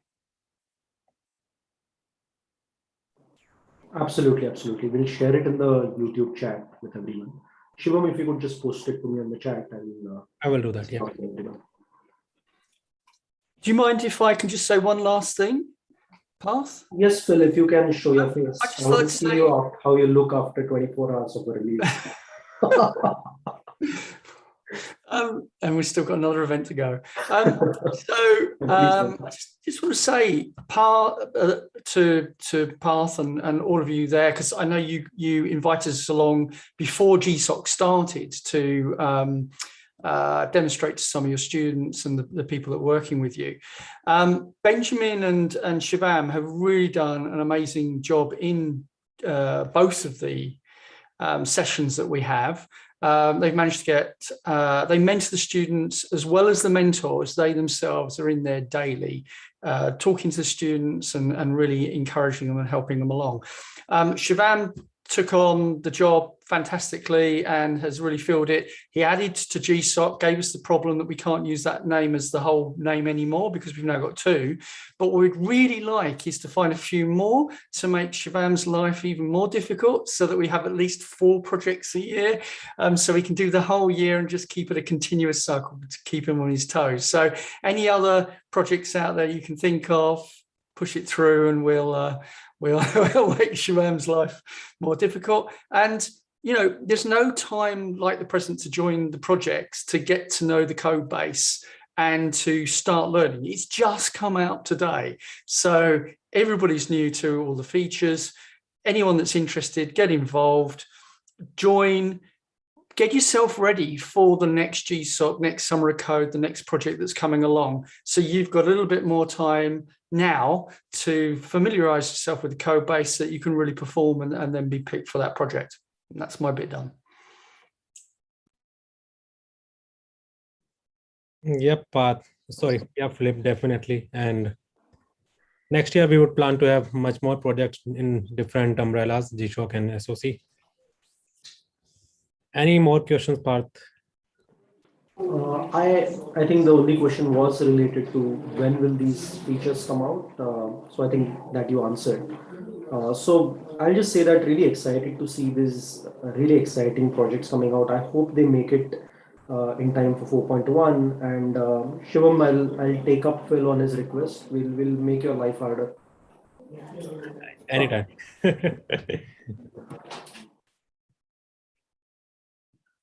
So thank you so much, Shivam. This was really a good session, and everybody, all of the students who have been part of GSOC, I was a mentor in one of the early editions, and it's really fantastic to be part of the project. And thank you so much from the entire project to the time you've spent on the project and making these contributions. Like Benjamin said, we will post the link in YouTube. Everybody who is listening and everybody who will watch this recording later, we request you to come in and help make sure that this code is tested and it actually goes in. Thank you so much. One comment. Yes, we were both together on the same project. It was the workflow project, right? We were together. Yes, we did work on the workflow. It was my first mentor project when I was with you.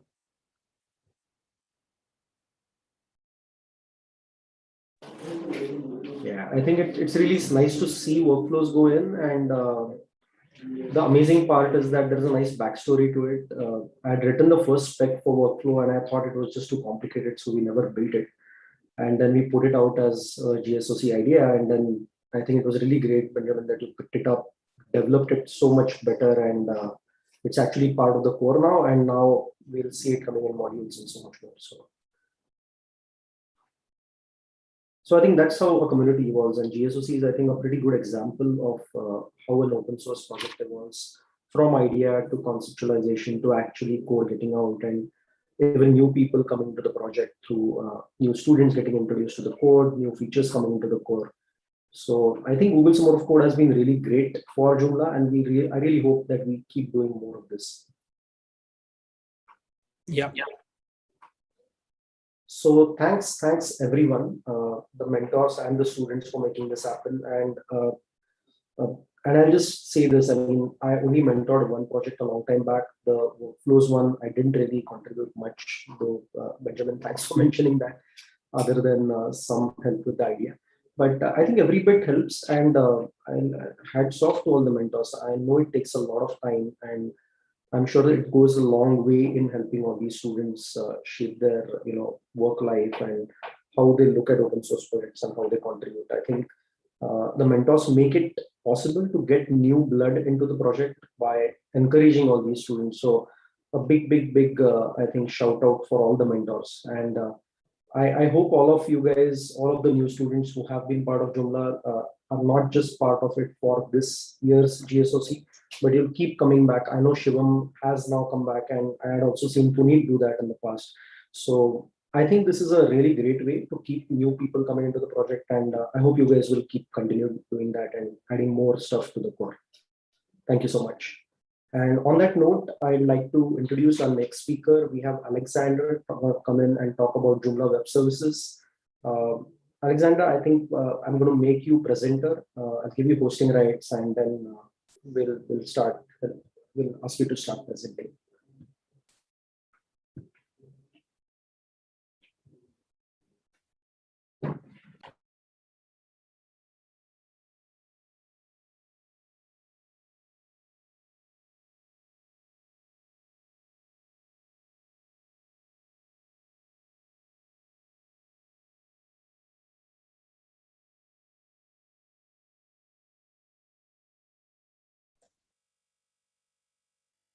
Hello, everyone. Do you hear me? Yes, we Hello? can hear you. Yes, we can hear you. Okay. So, hello, super Joomlers, and happy birthday, Joomla. Okay, so my name is Alexandre Elise. I'm a French PHP developer from Martinique. It's a French island from Caribbean, and I've been in Joomla since 2009. Okay. Today, wait, why the screen is so? The screen is not. The screen is weird. Do you see it? Yeah, we can see the screen. Do you see me? Yeah, we can hear you. We can also see the screen. Is that your camera? We can see. Yeah, but the screen, maybe because I put the background because. Yeah, maybe so disable the background. That should be. Yeah, wait, I disable it. Wait. I thought you had a really cool animation, Alex. I didn't realize that was the background. It was looking really. Yeah, it's the background. Yes, it's a visual background because maybe my computer is not that powerful. So maybe that is the case. So I put none, so it's not turning out. I put the background to none, and it's not going away. Oh yeah, the camera is not. I think the camera is not on. Maybe is that the case? Wait. It's changed camera. It's changed camera again. Okay. So now you should see me. Wait. Oh, okay, yeah, do you see me? Yes, we can see you. Okay. Hi, super Nice to see you. Joomlers. Okay. Hi. Okay. Now we can speak. Okay. So now I should present the web service. So why I have learned the web service since Joomla 3, and I just started to tinkering with it with COM API and other possibilities that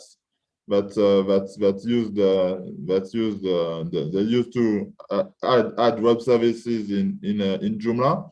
So to me, I think that COM API it allowed to add web services since Joomla 2.5. So that's nice. It's from Techjoomla. And but today I'm going to talk about Joomla 4 web services. So I'm going to present my slides. Wait. Share screen. On my screen, so I click on it. Okay.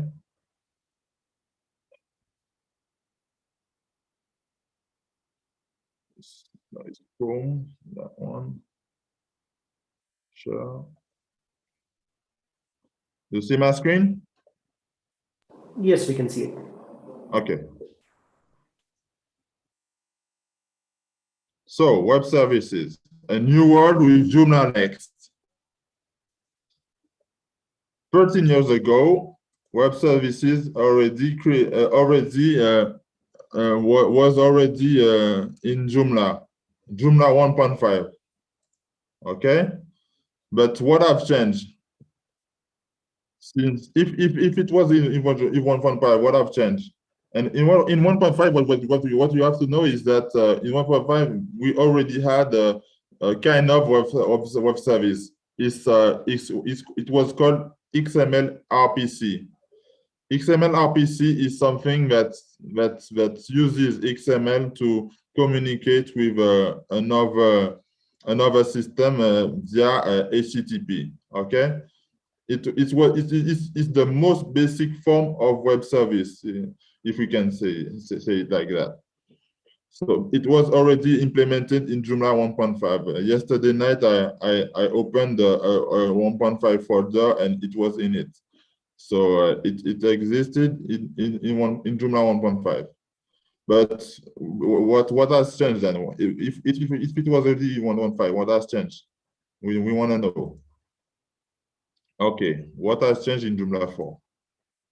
Web service, what are they?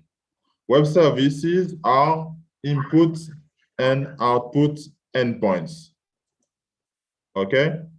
That means that web services are nothing more than inputs and outputs. What I mean by that is that you have a system and you have some inputs and some outputs in the system, and you have another system and it has some inputs and outputs too. And to make them communicate each other, you use web services. Okay? So that brings me to the next point. Web services, what are they used for? Web services allows systems to communicate with each other. What I mean by that? So normally a system can't communicate with the outside world. So in Joomla 4 we use web services like to communicate with the outside world. So, for example, if you want your Joomla website to communicate with a system like, for example, a CRM or an ERP or something like APIs from the outside world, for a translate API, a weather API or something like that, you need to communicate with the system with a web service. So, for example, if you need a finance for forecast to know the stocks or something like that, the website that is providing the stocks have an API that allows you to get the results on your website. Okay, so yeah, I introduced the term API, and I'm talking about web service. What you have to know is that an API and a web service is not that different. An API, a web service is just an API over the network. Okay, and that network is the web, the entire web. Okay, the whole internet. Okay, so. The next slide. When to use web service. With web service, there is no more competition, but collaboration. What I mean by that is that with web services, there the systems like other CMSs and other frameworks can be used with Joomla 4 via web services. That's what nice with it. So, for example, if we want to communicate with another CMS or another PHP framework, it is possible via web services. So, next. To summarize, web services are input and output endpoints. Web services allow systems to communicate each other, and web services foster collaborations with external tools. Okay. Okay. Those are the contact information. Just in case you want to contact me. Do you still hear me? Because I don't hear anything. Do you still hear me? Hello?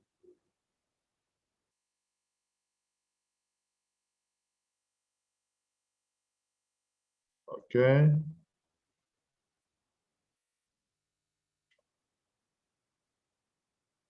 So that's a little present from Martinique. So this is a beach of La Pointe du Marin à Sainte-Anne from Martinique. And now what I will show you is a demo. A demo of a practical use case of web services in a real application. Okay, so I need to change the screen. So change the screen. Okay, the screen is that one, the demo.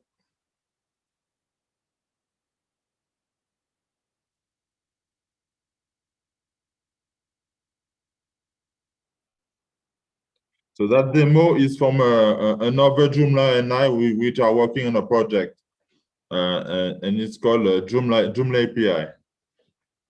And it's a Windows application that uses Joomla 4 web services to communicate, to make other Joomla 4 websites communicate each other. So that's a use case. That's a use case of an external application making Joomla 4 communicate with other Joomla 4 websites.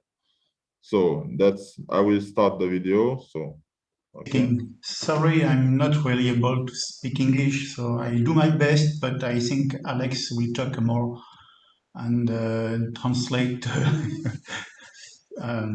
if necessary. Okay. Just a small demonstration, and here we have two sites. First one in this subdomain, the second one, and the goal is to translate this article in other language. Okay, in the application you can choose you can set any website you want just to set the token.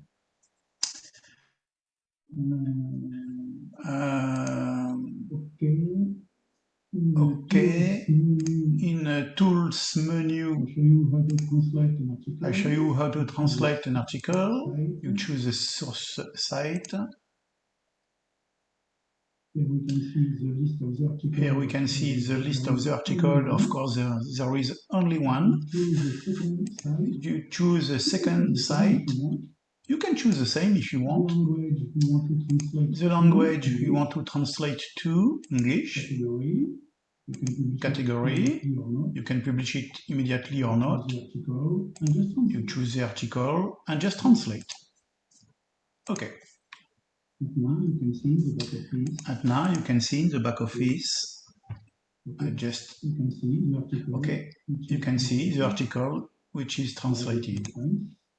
You have it in French. And now in English. Okay.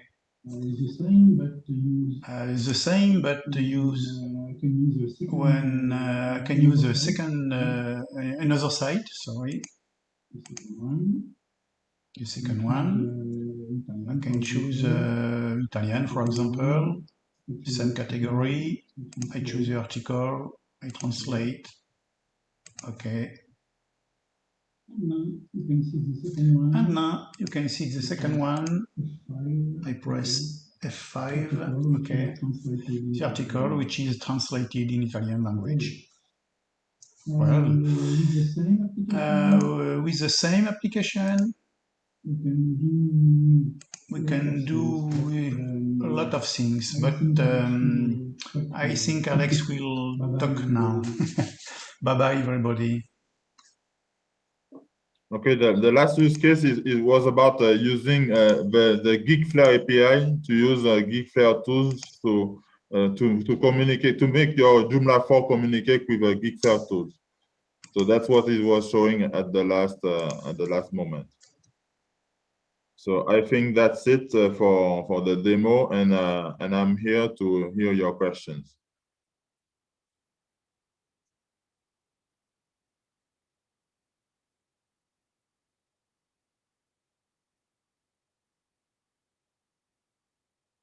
Hello?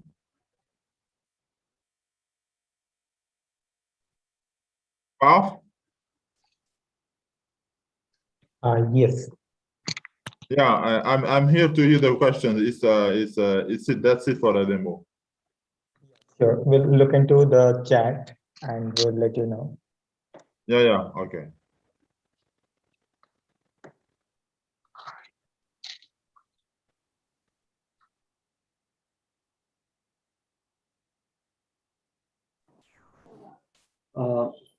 Alexandre, could you explain a few more use cases of web services that you've actually used? You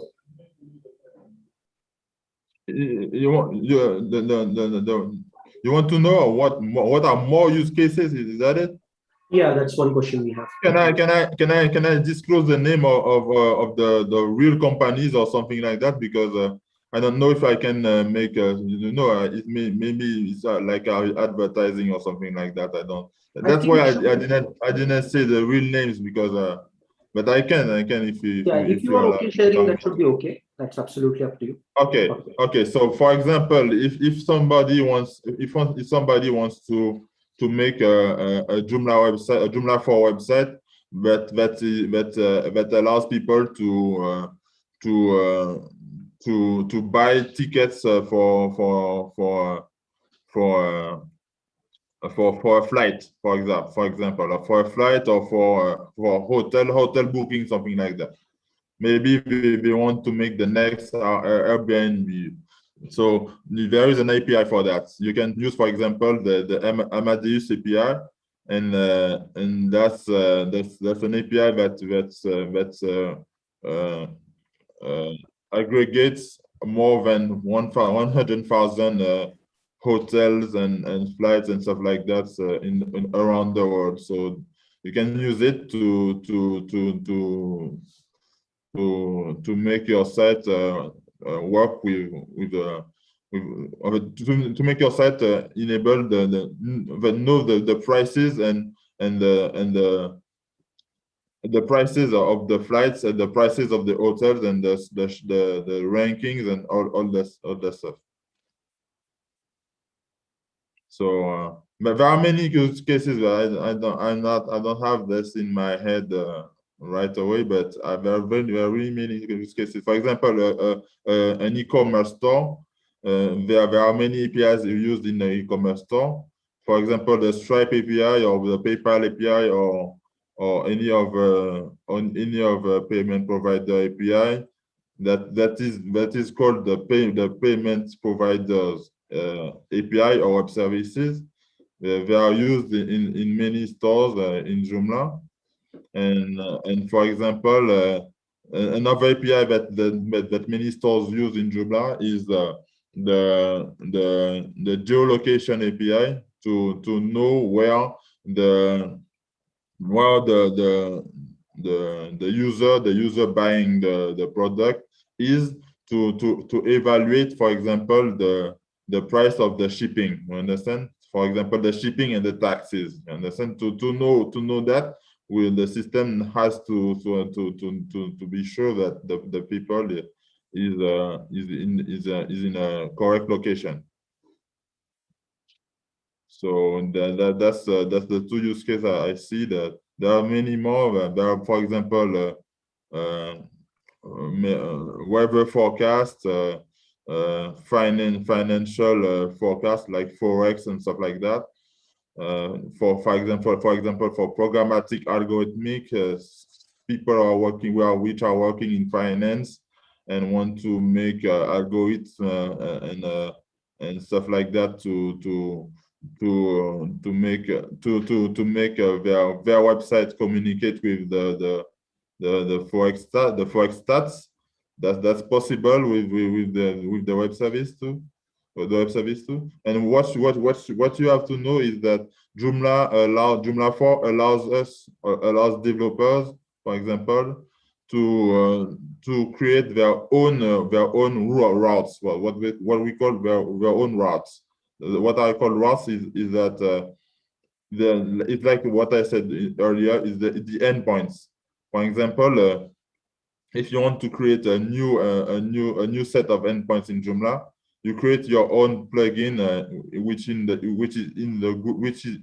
in the group web services, and then when you do that, you can add some more functionality to a Joomla 4 website, because by default only the core has the web services. Only the core components are the web services, like contacts, banners, content, users, and custom feeds, and many more. But you can also create your own web services components. I made something for the community. It's for free. It's for free on YouTube. Not YouTube. Sorry, GitHub. It's called Hello API, and you can start from that. It was based on another Joomla work. She's called Astrid Genter, I think, and she made a component for Joomla 4, and it's super great. And I based my work on this to make a web service enabled starting point for those of you who want to code a web service enabled components in Joomla 4. Does that answer the question, or? It does. I think it was a very good answer. And just to add, I have more questions. You said, I wanted to give the more time for questions if people have questions, because right. I think web service is a very interesting aspect, and which, because Joomla didn't have it natively, not enough people use it. So I think as people explore web services more, I think more and more use cases will get built up. So I'll just take the opportunity to share a few use cases that we used. So one of the most common use cases is mobile apps, where you can start creating I forgot about that one. So that's something that we've that's used. That's really a huge one. That's really a huge one. Yeah, we do that a lot. I mean, look at it in a way that anywhere where you need to use web services is where you need to share your data outside your main platform. And on that interface, it could be a mobile app, it could be an Alexa, which is, and we have already seen some projects out there where people have used Alexa to connect to Joomla in the backend and do, kind of interactions. Alexa, HomePod, and everything like that. Exactly. Connected. So I think the possibilities it brings is limitless. I think Drupal has talked a lot about being a headless CMS by being API first. Though I won't say we are headless, but we now have one more way in which we can expose data out of Joomla and have ways to interact with different kinds of devices, whether it is mobile, whether it is IoT, whether it is voice-enabled devices. So I think web services brings something that has been missing to Joomla, and really happy that we can deprecate COM API finally once the native Joomla APIs have full capability.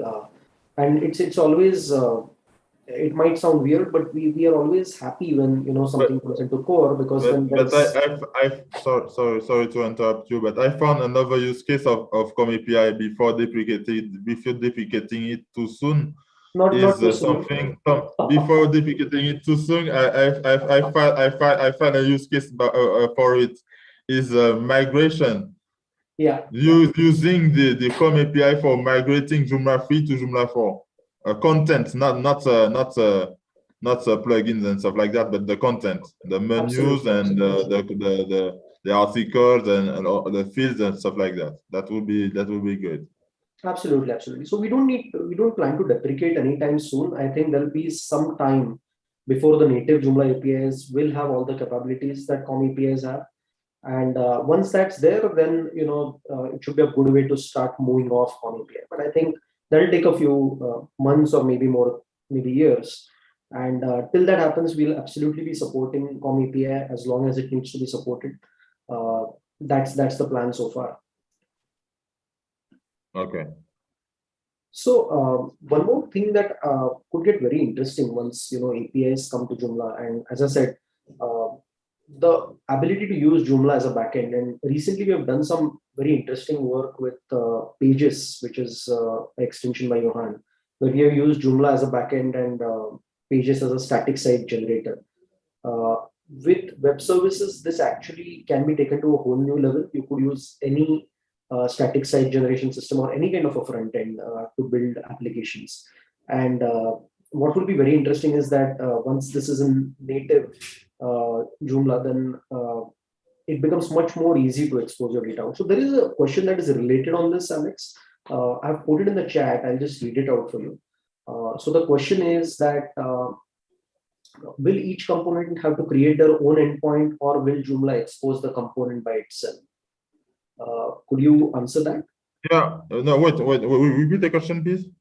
Yes. So will each component need to create their own endpoint, or will Joomla expose the component automatically?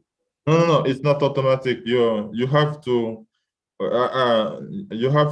put some code in your component to make it web service enabled, like I say.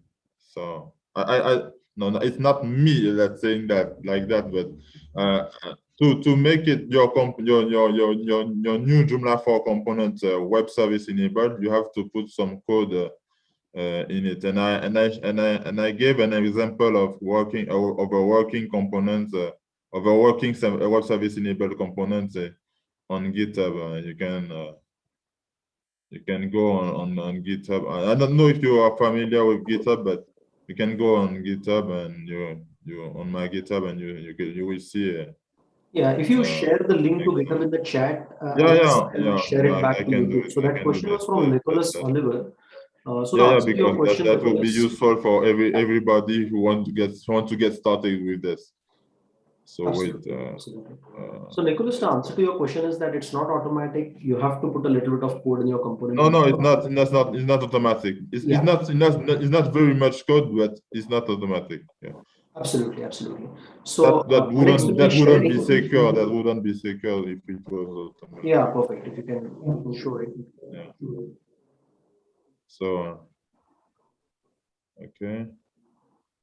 Oops. GitHub. No.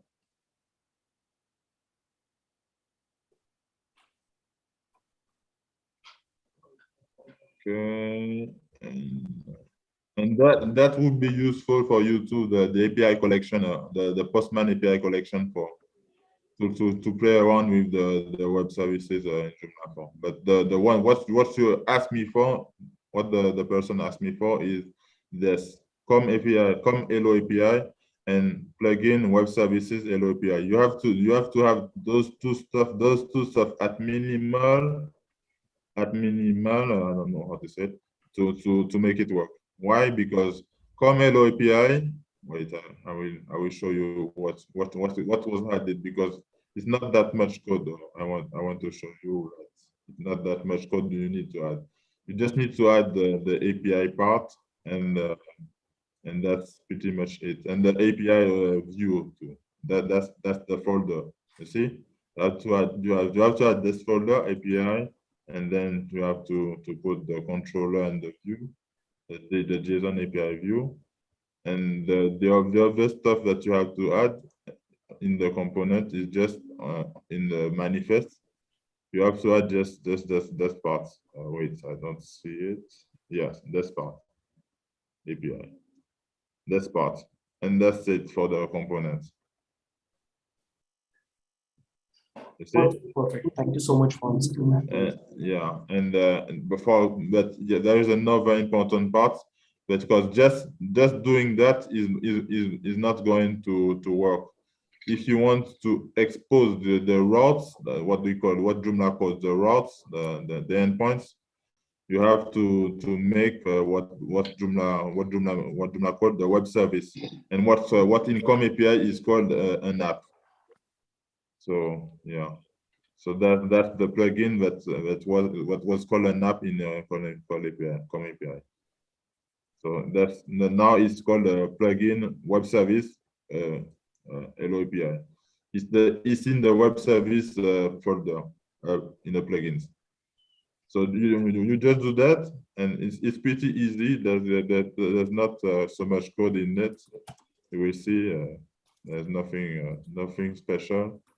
You just have to code the CRUD routes, and this is the controller. This is the view, and this is a controller again, and that's the component that is using it. It's not that difficult. If your component supports categories, you have to put this route.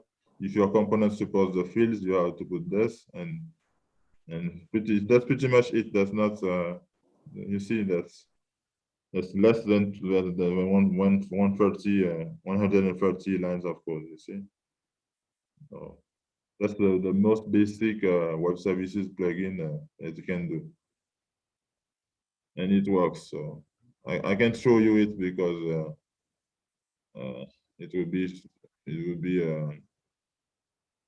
be too much time. I don't know how much time I have left. So that's it. More questions?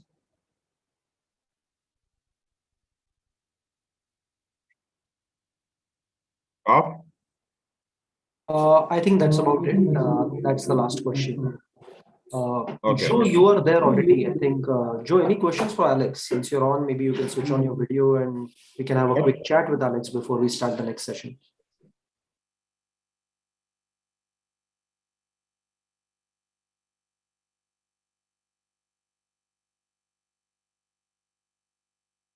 Hello, Joe, you there?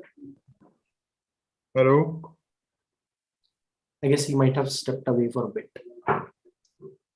In the meantime, yeah, I think there is one question from Nitesh. How is the authentication and authorization? Oh yeah, I just forgot to talk about this. Yes.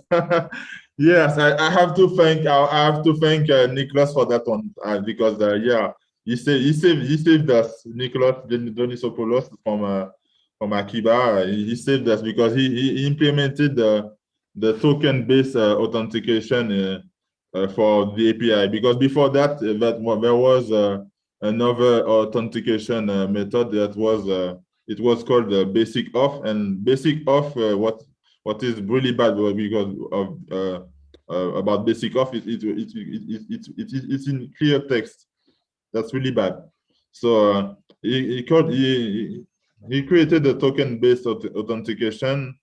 And what authentication is for an API is that authentication just say that you are okay, and there is another part of that is called authorization, and the authorization just say you are allowed to do this or you are allowed to do that. Okay, and that's the two parts, the two main parts of the authorization and authentication process in an API. And what Nicholas made for the token-based authentication is far more secure than before. Okay, no. So I don't know if that's answer your question. Yeah, I think the questions were around that of ability to authenticate and authorize, so that otherwise the endpoints could get overloaded, right? So as well as end up creating issues. So I think that was a good answer, Alex. Thank you. So one more thing I wanted to add. Sure. Joomla 4 allows us to activate what we call public routes. That means that you don't need just like what you just said about authentication and authorization. You can allow users to access some routes publicly. For example, login routes. If it's not public, you can't log in. So that would be nice for example a mobile app or something like that. Or if you want to get for your users to access the articles of your website publicly via the API, you can allow you can allow the get method on the content article to be public, and you won't need an authentication token to Absolutely. access it. Yeah. So it will be a function of the access control on the actual content, which will obviously also play a role here. You're right. Yeah, that's it. Yeah. So I think those are all the questions, Alex. I think this was a fantastic session. This is a complicated topic. A lot of people, web services, especially for people. I'm still learning.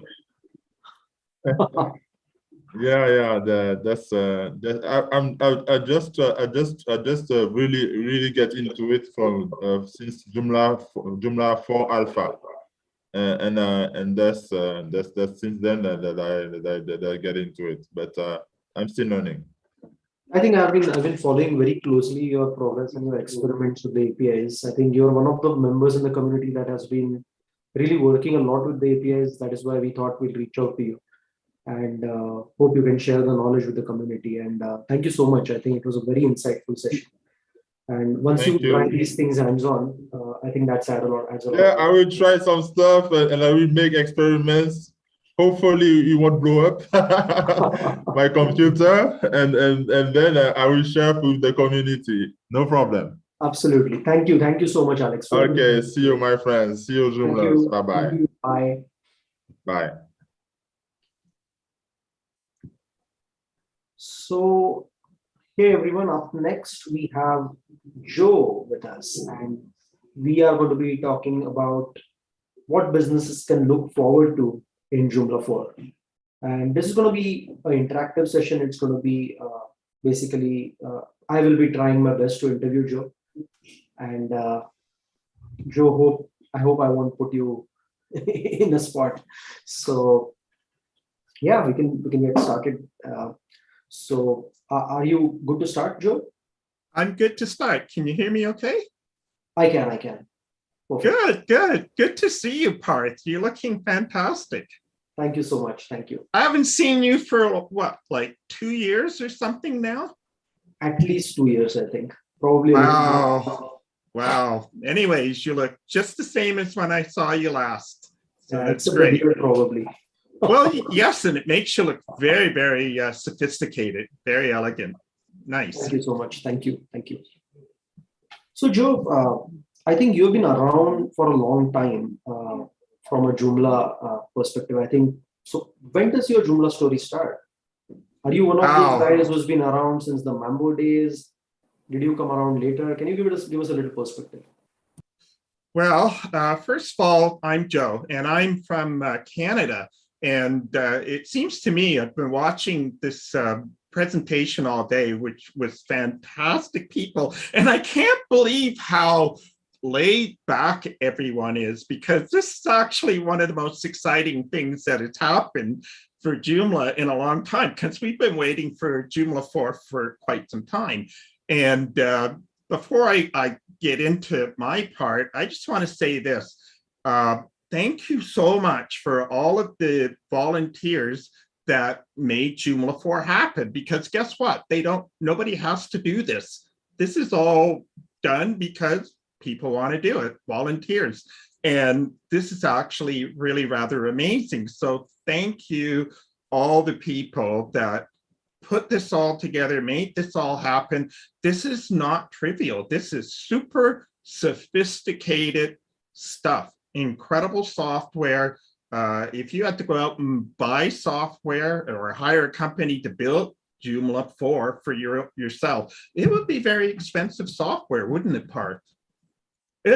how many hours have gone into creating this. It's just been amazing. So I'm from Canada. I don't know if anybody knows where Canada is. Seems to me you've had Australia, you've had people from India, you've got people from all the other side of the world this morning and today and this evening. And I'm from North America, Canada. So I'm about 1 hour west of Toronto. I'm in a city called Guelph, Ontario, and if anybody cares. And it seems to me that North America is has not as many Joomla enthusiasts as Europe does and some of the other continents do. So I'm the Joe guy from Canada, and I came into Joomla when it branded itself Joomla. It had just changed from Mambo to Joomla. The code base was still the same. You could still, with Joomla version 1, you could still put Mambots and do Mambo type things inside Joomla. And that's when I got into it. And the way I got into Joomla, which is a fantastic way for anybody to get into Joomla today if you're new, what I did is I went to the Joomla forum. And I registered in the Joomla forum as Joe Joomla, and I started to contribute what I was learning. And some of the things that I wanted to know how to do back at that moment in time is, well, how do I build Joomla websites locally? And it seemed to me that the majority of the people back then were all PC-based or Linux-based people. And I was a Mac guy, and I needed some Mac help. And it was hard for me to find my tribe, so to speak. So I started posting information that I was finding about how to develop locally using MAMP, which is a virtual server that you can put on your Macintosh computer and start developing Joomla websites. And I was writing articles about what I was learning and sharing. And the other thing that I did was I started trying to find, well, who are the Joomla people that are near me that I could get connected with? And I made it my point to get connected with people that I physically could get connected with. And then that was through Joomla user groups, which is a fantastic way to connect with Joomla. And I helped start a couple of Joomla user groups out here near where I live. And I met some of the best people that were, from my part of the world. And some of those people were very, very involved in the Joomla leadership in the core. They were people that were doing some official work for the Joomla project.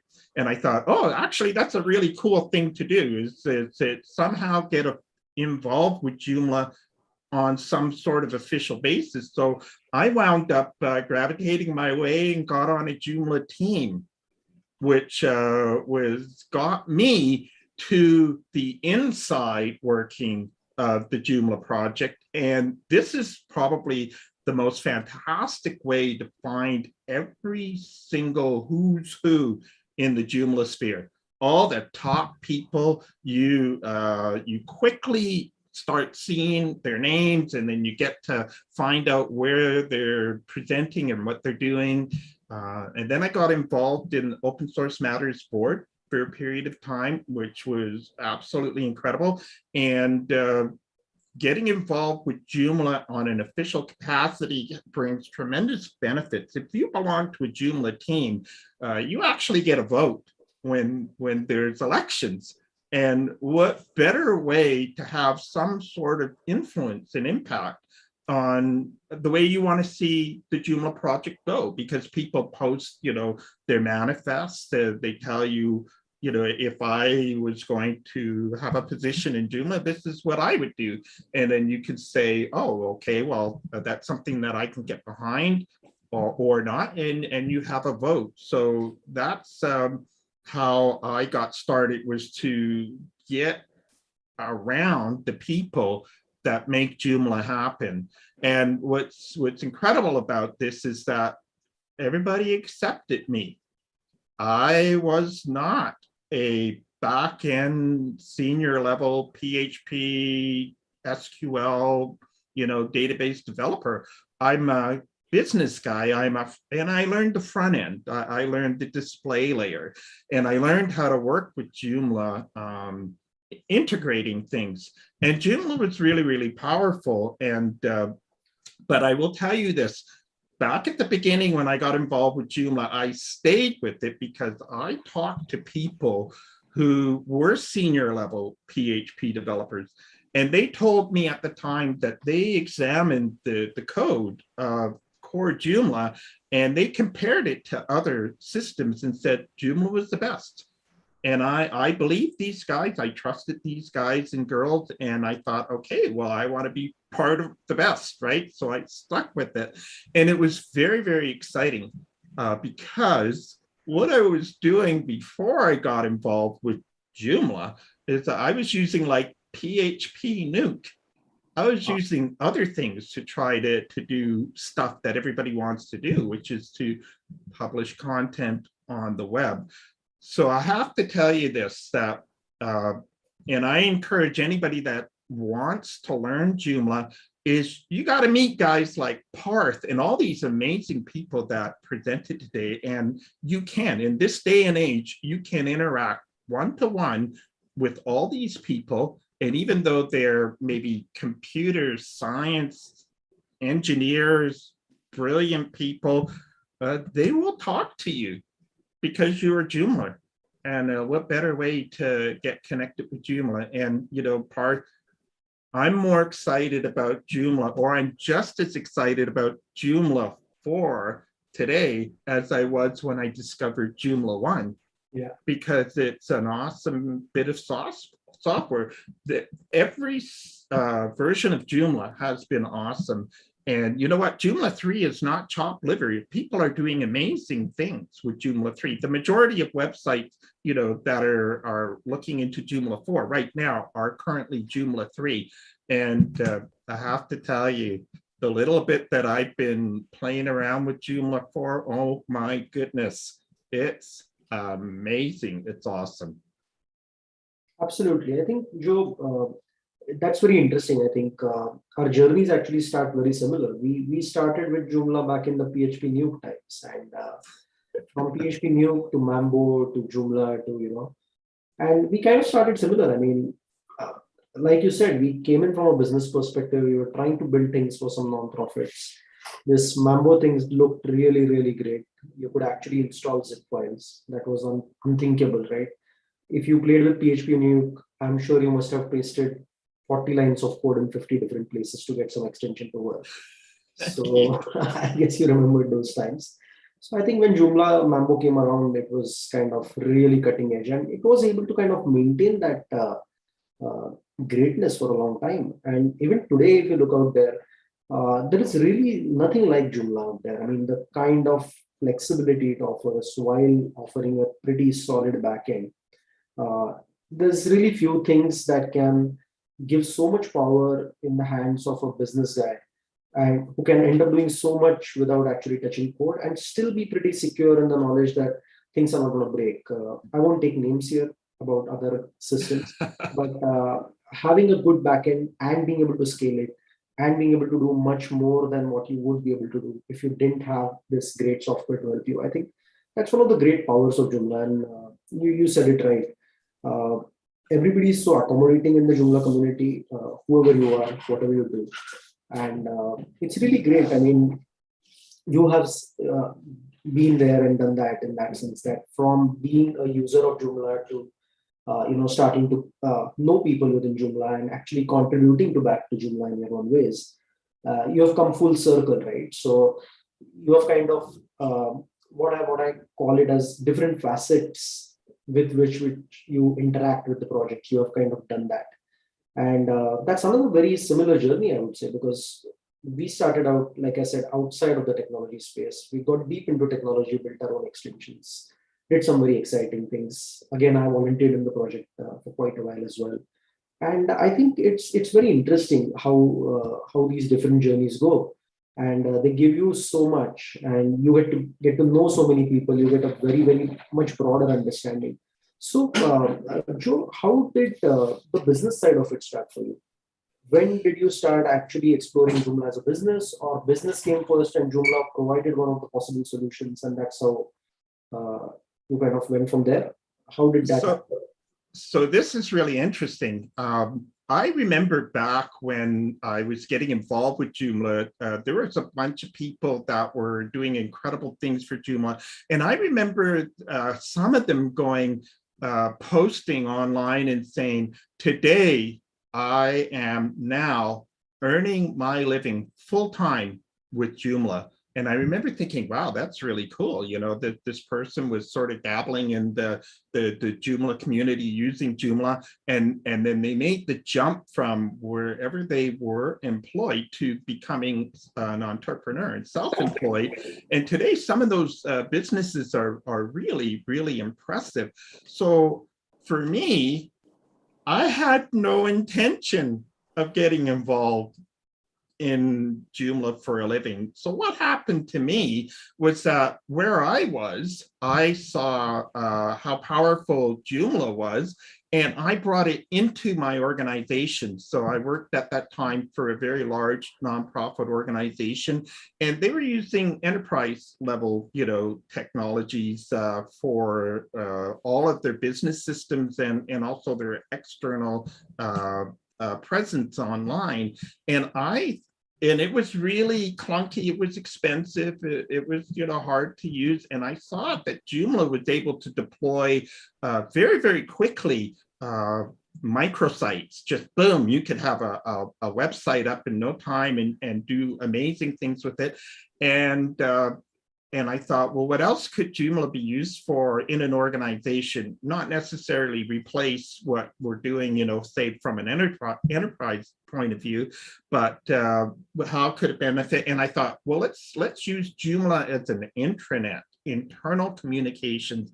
And I started creating the intranet for this organization, and it immediately provided benefits that were very, very powerful. What it did is it allowed internal communications to happen, which broke down silos between departments. It kept everybody up to speed on what was going on around the different parts of the company. So the way that I did this is I basically used Joomla as, like, say, a newspaper, and I gave each of the different departments their own section. So for example, you know, if you go to a newspaper online, you might have an entertainment category or sports or world news or whatever. Well, I did this for accounting, for the warehouse, for the publishing department, and all these different departments, they have their own section.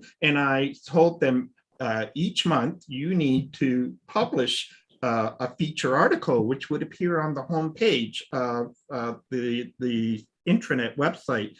So in the morning, when people went to the office and they fired up their computers, the first thing that came up was the intranet, the Joomla website, and they could quickly scan and see what each of the different departments in the company were highlighting. And it would even be stuff like, oh, so-and-so is having an anniversary, or somebody got promoted or whatever.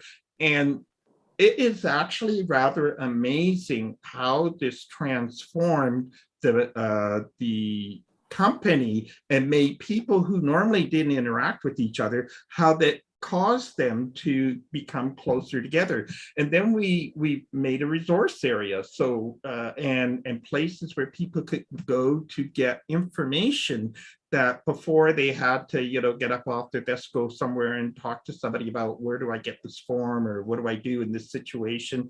And this intranet became a very, very, very powerful tool. And then since that day, I've actually, some of my biggest projects have been intranets for large international companies, for hospitals, for different organizations. So these are, Joomla is an extremely powerful tool, not only on the public side, but on the internal corporate side as well too. And I think people are doing amazing things with with Joomla in both areas. Absolutely, absolutely. I think we have seen some really big and impactful projects going up with Joomla. We ourselves did some work for the government of India, the Aadhaar portal, that's the unique identity program for India, is built on Joomla. Like you said, corporate is another big space where not just for microsites, but even intranets. I think intranets is a very, very powerful use case, Joe. And the transformative capabilities, if used correctly, are really amazing. And I think the example you gave, back when was this? I mean, what year are we talking about? Oh, so in 2005, literally 2006, I was actually working on that intranet, and I personally did not know how to work with Joomla because this was all new to me. And because I got involved in the forum, there was a couple of people that connected with me, and they were really, really good Joomla developers, and they all wanted to learn at that time how to do things. So what they did is, which helped me, is that they said, we will build sites for, let's say, nonprofits.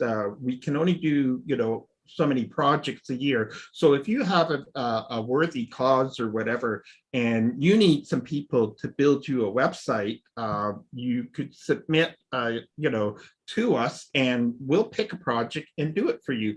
And this is how I came to learn how to use Joomla. Now, today, you've got all these websites that are out there that teach you how to use Joomla. Back then, there was none of this stuff. So we all were helping each other. Yeah. And I had people who are absolutely brilliant help me build websites. They were learning, I was learning from some of the best people that were in the Joomla community at the time. And it was fantastic. So we were, and the benefit to me was that some of my very first websites that I ever, put online were for international organizations. So right out of the gate, we were doing sites for a high, visibility type organizations. And then so by the time, and again, I'm doing this while I have a full-time job with this company.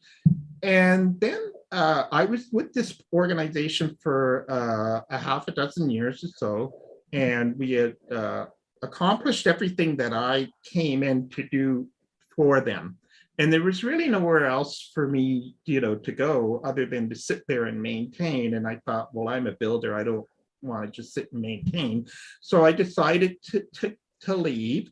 And again, I had no intent of being a Joomla-based company, but what was happening is people were coming to me and asking me, can you build a Joomla website for me?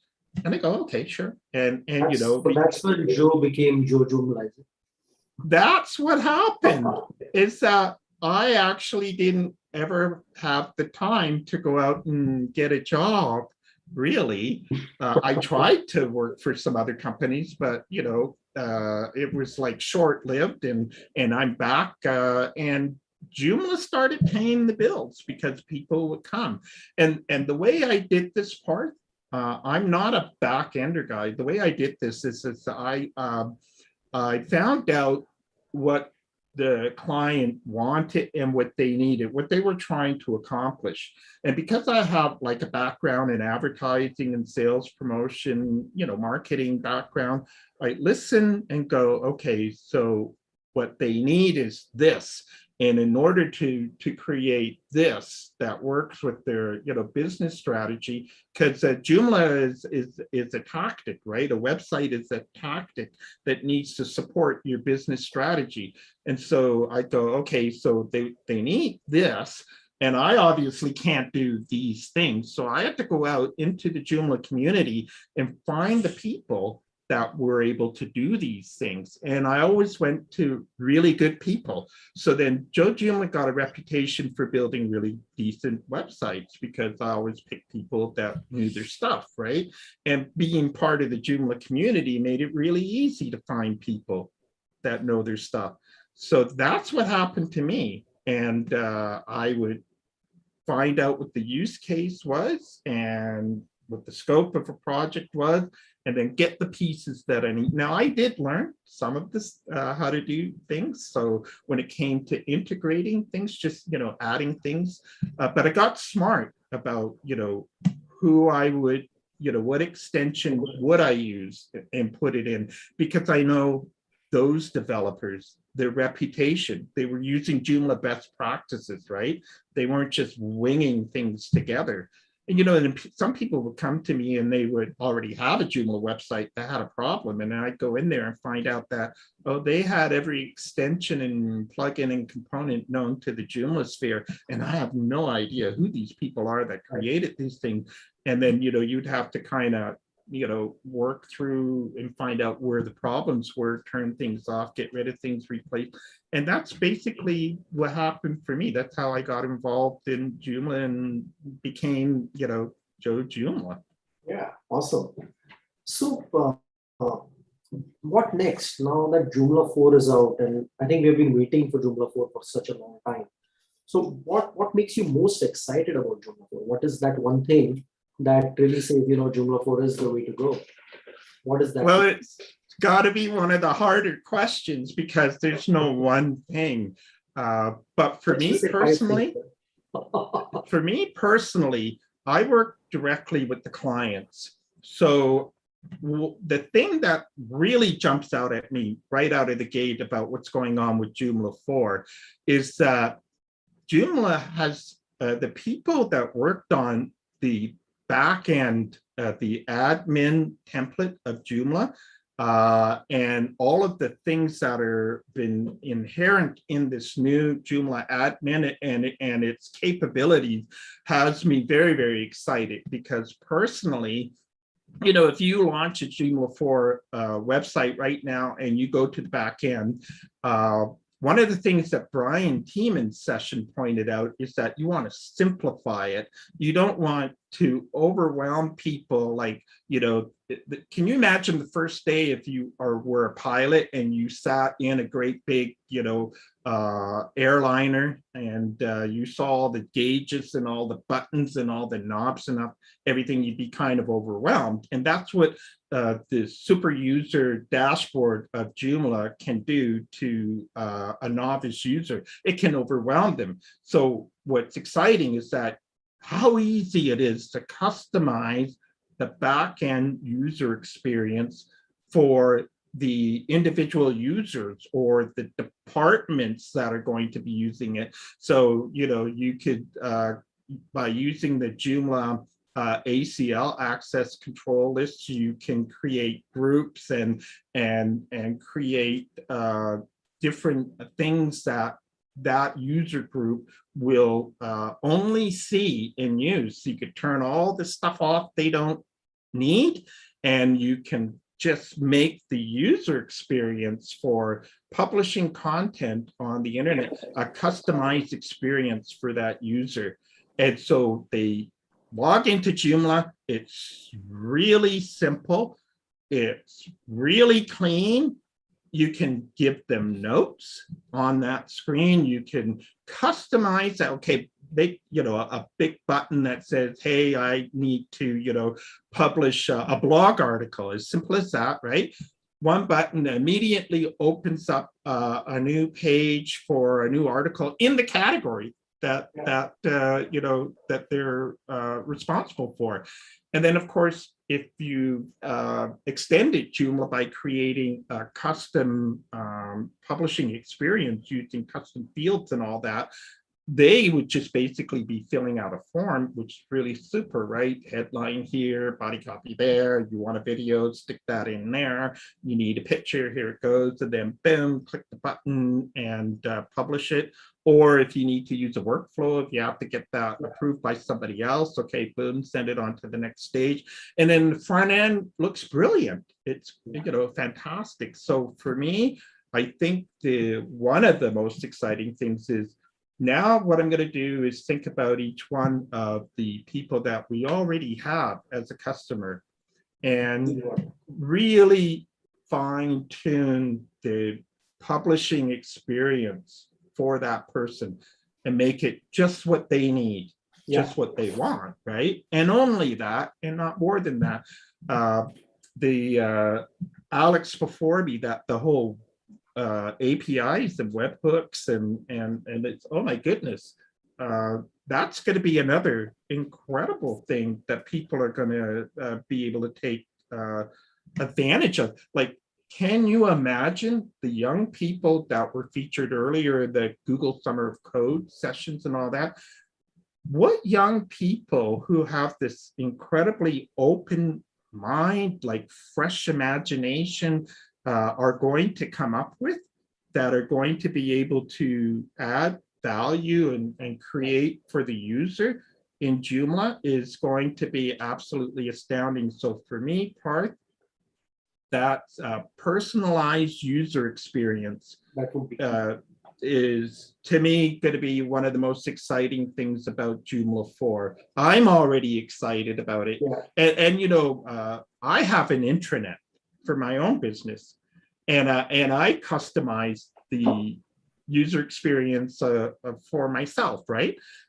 And it was a lot clunkier, a little more difficult to do in Joomla 3, whereas in Joomla 4, it's like, these people really thought about make that back end like your custom house. Like, oh my goodness. So I don't know about you guys as say component and extension developers, but I think there's going to be capabilities in that area as well, that you can you know, when you're creating your components and extensions, to create an experience in the back end for the user that's probably in advance of what you've been able to do. Would you say? Absolutely, absolutely. I mean, we are pretty excited, and one of the things that I'm really excited about is the performance, because the 100 out of 100 that Joomla 4 is able to get on the performance metrics on core web vitals out of the box, that is going to be really amazing, because that was one of the things that was always a pain. Of course, not so much with core, but by the time you kind of get your site off the ground with a template and some extensions, it ended up adding a lot of JavaScript, a lot of CSS, and then you have to actually work to kind of really slim it down. And we've done a lot of these large projects where scale is very important. So every kilobyte counts. And the best way to scale is first make sure that you're doing just enough.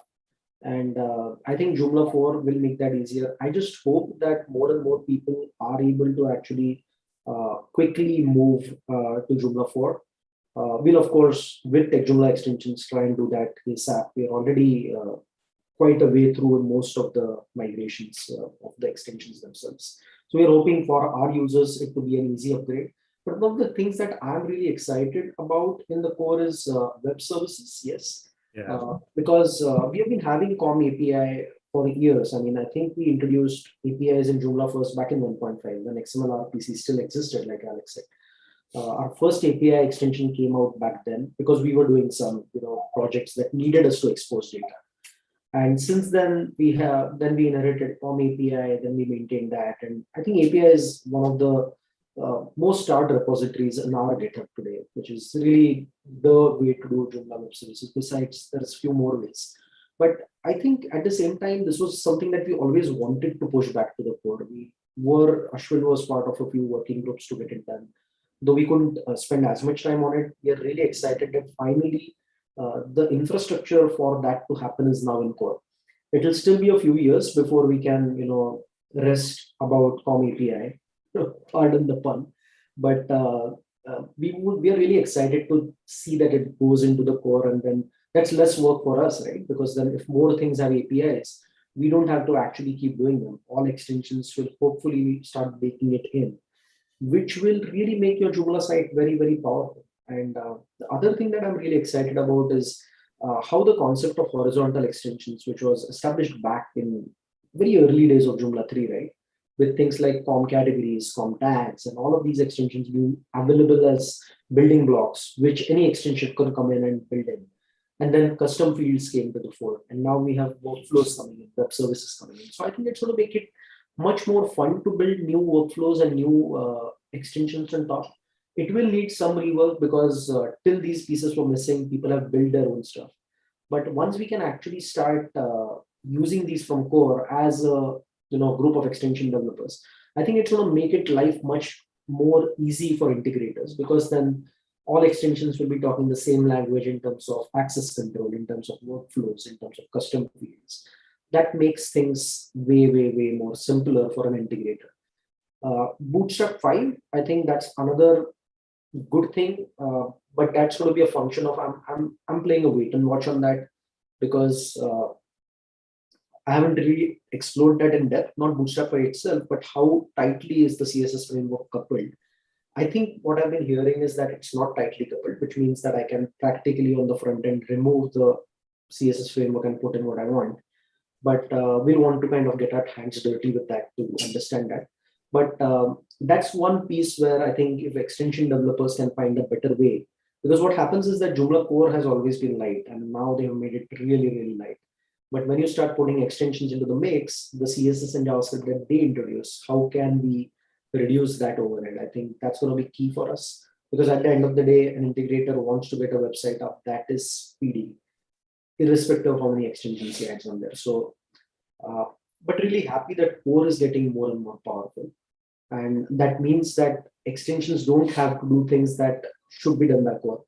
And extensions can focus on doing some specialized jobs that they are really good at. So that's really our take, and super excited for sure, because this is, like you said, this is one of the biggest releases in the last 10 years, probably since Joomla 3.0, maybe. So yeah, big. You know, another one of the things that's absolutely brilliant about Joomla 4, which I think will help the adoption of Joomla 4, is the whole process to move to Joomla 4, which is actually right in. So Joomla 3.9.10, is it, that is out there, that people will go to the most current 3.x series of Joomla will actually tell them, you know, here we go. Because I remember the experience of going from, let's say, 2.5 to 3, and you actually had to go and investigate, well, which third-party extension is the best migrator, you know, to do all these things with,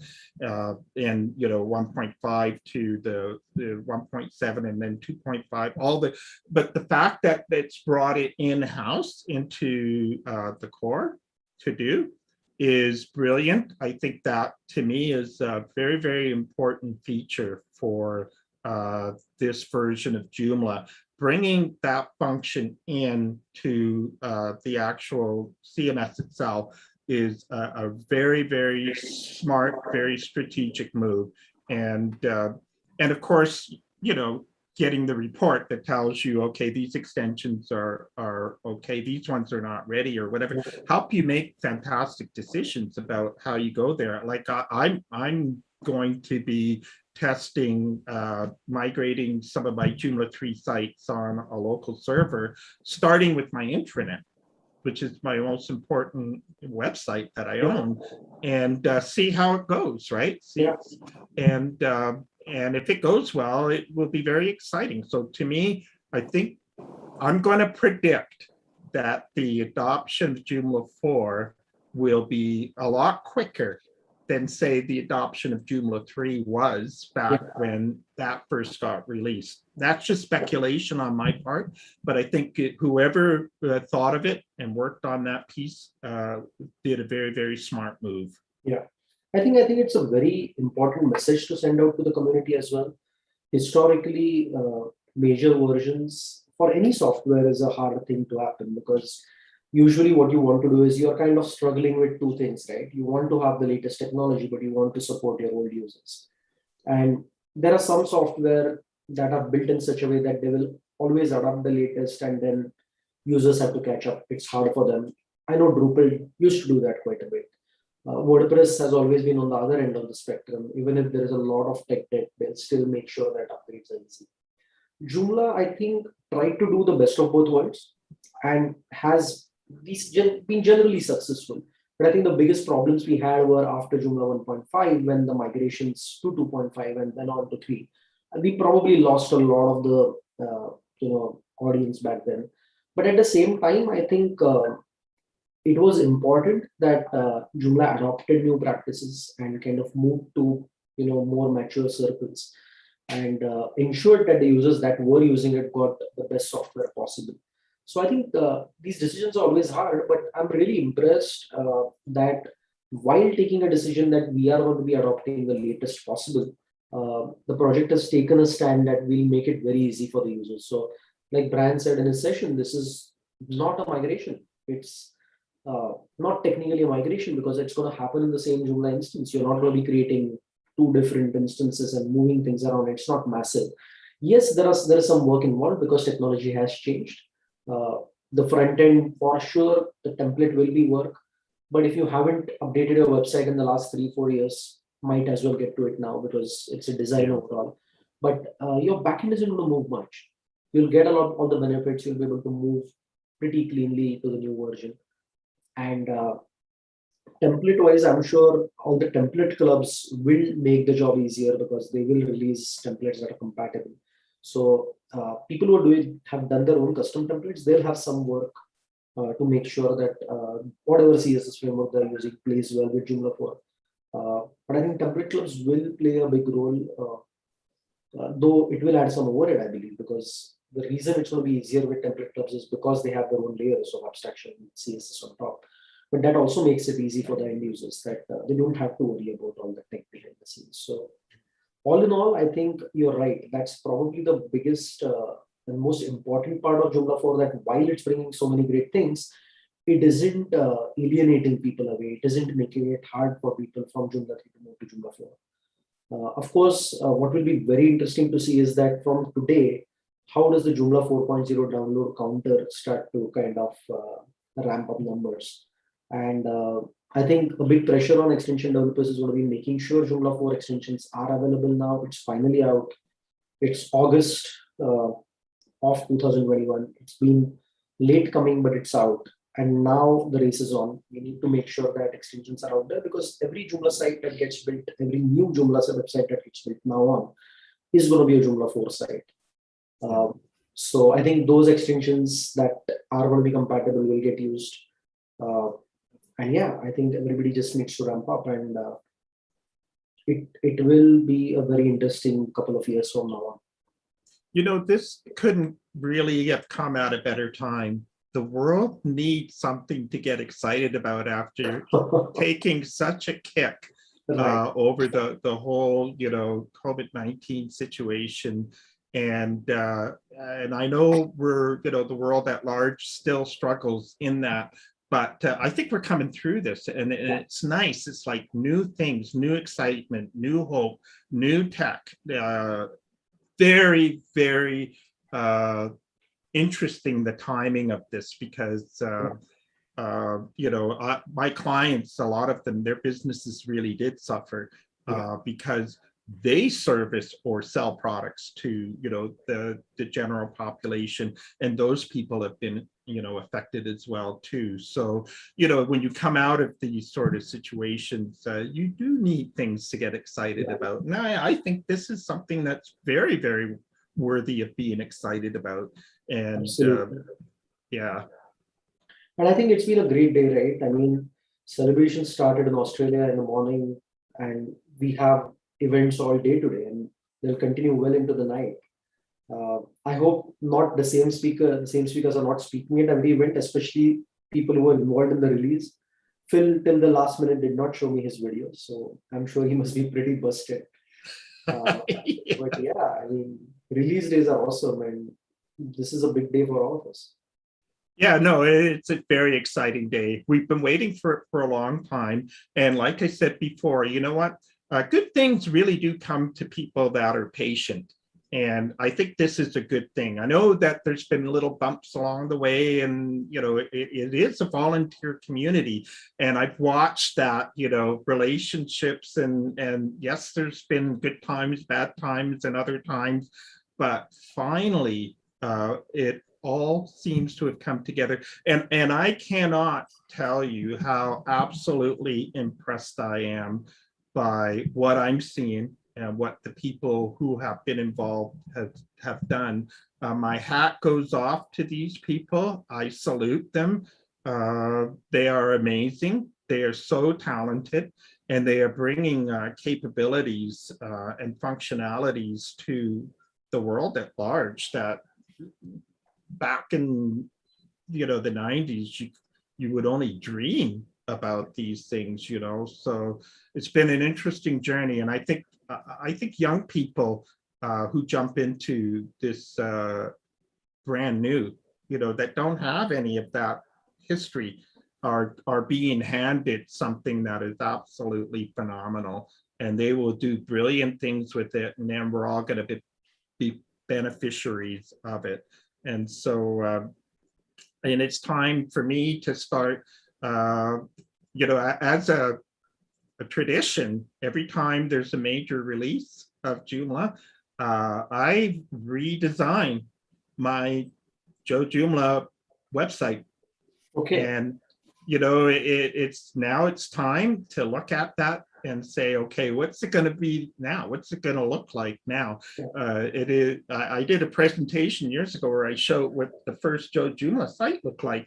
I used a rocket theme template back then. It was Joomla art. I used a template back then, and each time I've gone along, it's gotten a little better. It's gotten a little more customized and all that.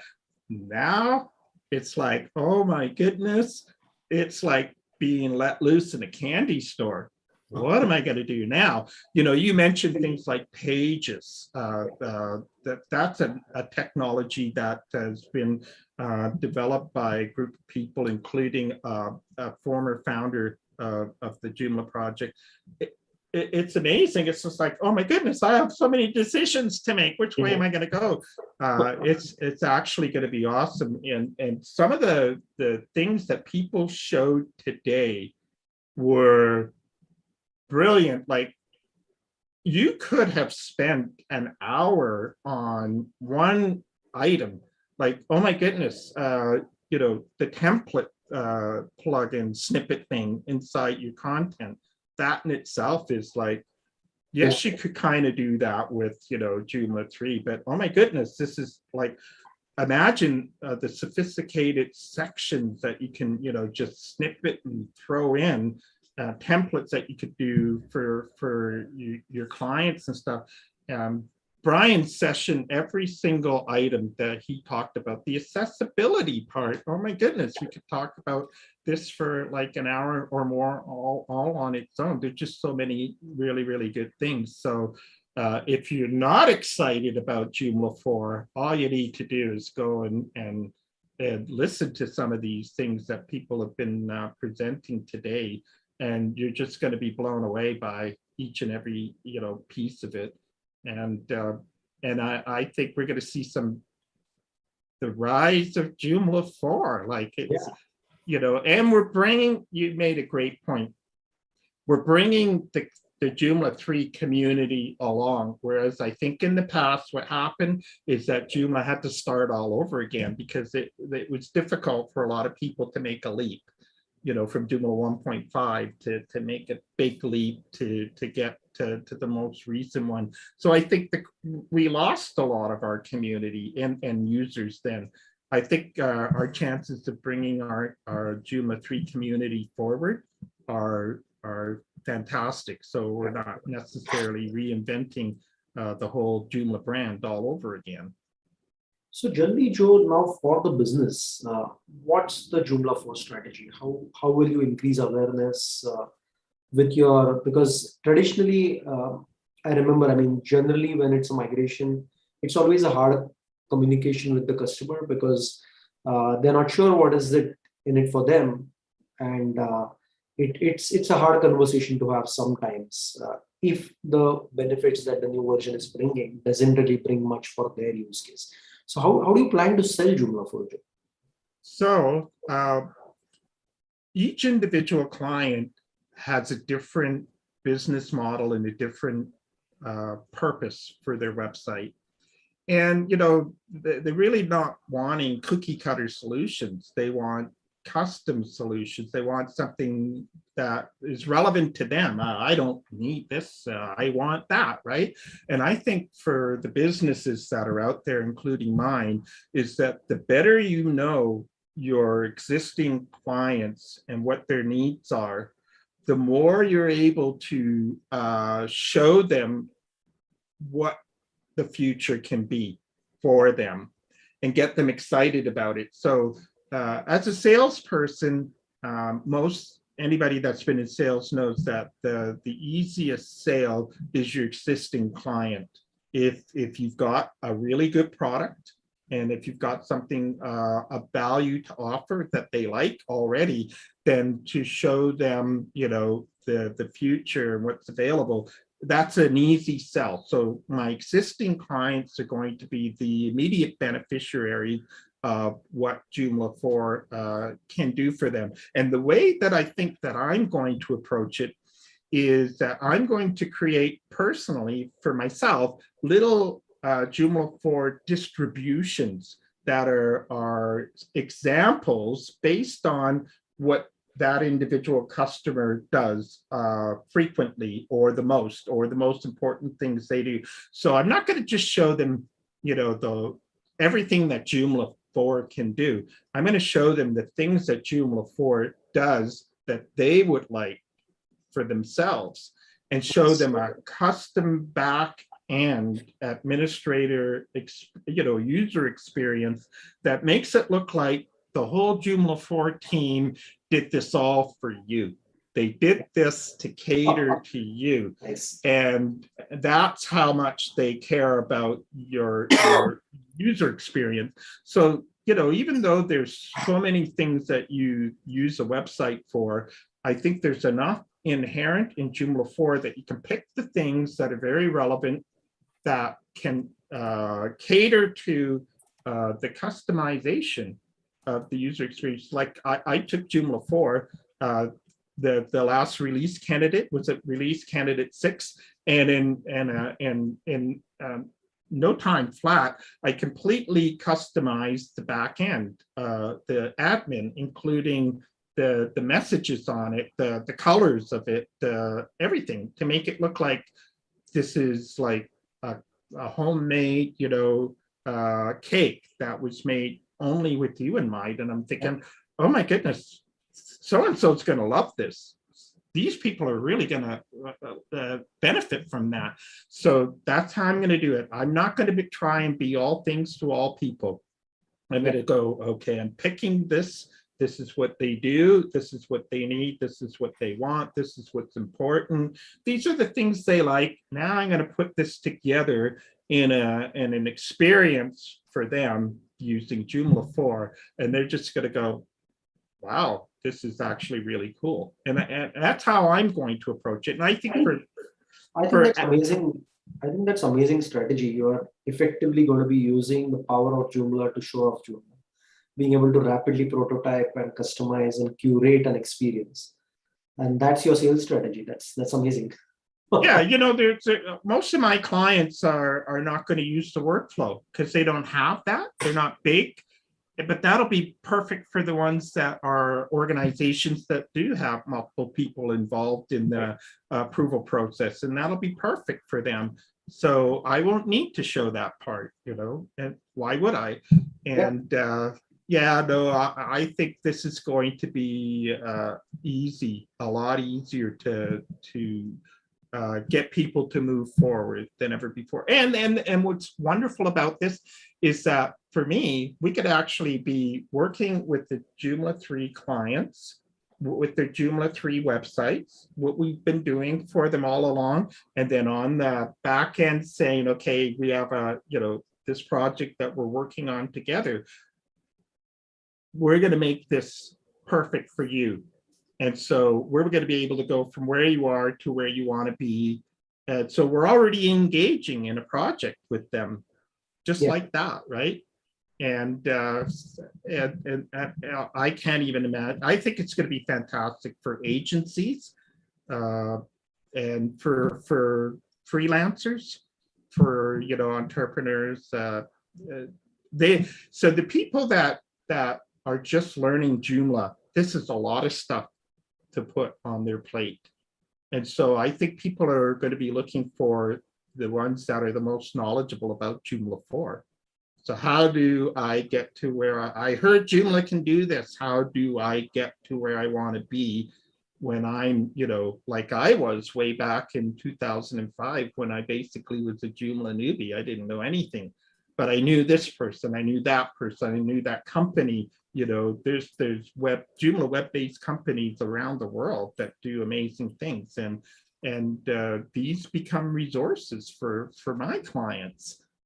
To be able to integrate, with what they do. We've used your company for resources for things that are just proper for that client, and you've been great because you've been listening to how does my client use the things that you've created. We talked about this before, right? So I've got a client that uses one of your big applications in a big way, which is that learning management system, Shika. And then, of course, you talking to me going, oh, well, the client should integrate like J ticketing with this as well, show you how it works. And then you going, so Joe, how is your client liking what they are seeing? And I give you feedback and you listen. And you're going, oh, okay, yeah. Well, tell your client that we're going to address that for them. One of those things was, you're giving them a hope that the product that they're using that's so important for them, and they're using it in a powerful way. They're becoming like power users of that LMS system, and they're saying, oh, but if it did this, it would be even better than it is. Yeah. And your company has been fantastic because you've listened and you've gone, okay, I hear what you're saying. Let's see how this, because not only does it make my clients user experience and business better, it helps your other clients, because they have great ideas, right? Yeah. And that's the great thing about being in an open community, right? That there is a great cross flow of information, and that can really help mature people. It can help mature products, and all in all, it creates a very, very powerful ecosystem. Yeah, so this is very exciting for everybody. And I think the more that we all know about what we're all doing, the better, because some people are thinking of things that we never thought of. Yeah. And then when you hear it, you go, oh, I think I could do that. I think that would be worthwhile. I think it's a place where your horizons are continuously, you're always seeing new horizons, because you're meeting new people every day, you're hearing new ideas every day. Maybe heard some really amazing sessions. I think a lot of new things, though I've been exploring Joomla 4, there were a few things that I had never even seen, I didn't even realize. And there's going to be more, right? It's a pretty big upgrade. So I think we'll start peeling the onion and start discovering some very interesting things in there. Yeah, absolutely. So I'm very grateful for companies like your own that are there, that stay in touch, with us, let us know. Doing an event like this to let people know, that Joomla 4 is awesome, and it's now here it is. So what are we gonna do with it? We're the beneficiaries of all the hard work that all those incredible volunteers did. Smart people. It's a huge effort, I think, getting a release like this out and staying at it for years, right? This is not a small project. Not at all. No. And, I'm seeing faces, even our current president is the guy that Robert was like right there back at the beginning. Yeah. Still involved. There's people when I go to, and hopefully we'll be able to get to live events again, where we can actually forward to those. Yeah, actually, I'm looking forward. I would love to see developers conferences that, where you've got developers that have all your tribe, right?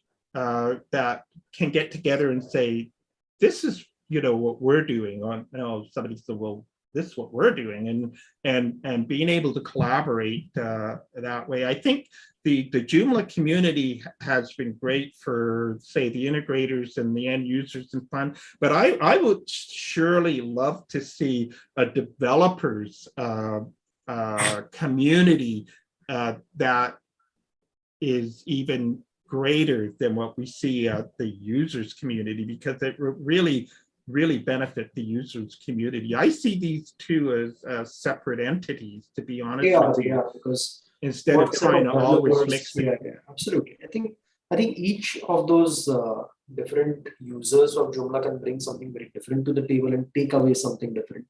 They can deploy it in very different situations. So I think the bigger and broader we can make this community, the possibilities with Joomla become even more limitless, and we open up new horizons. Absolutely, yeah.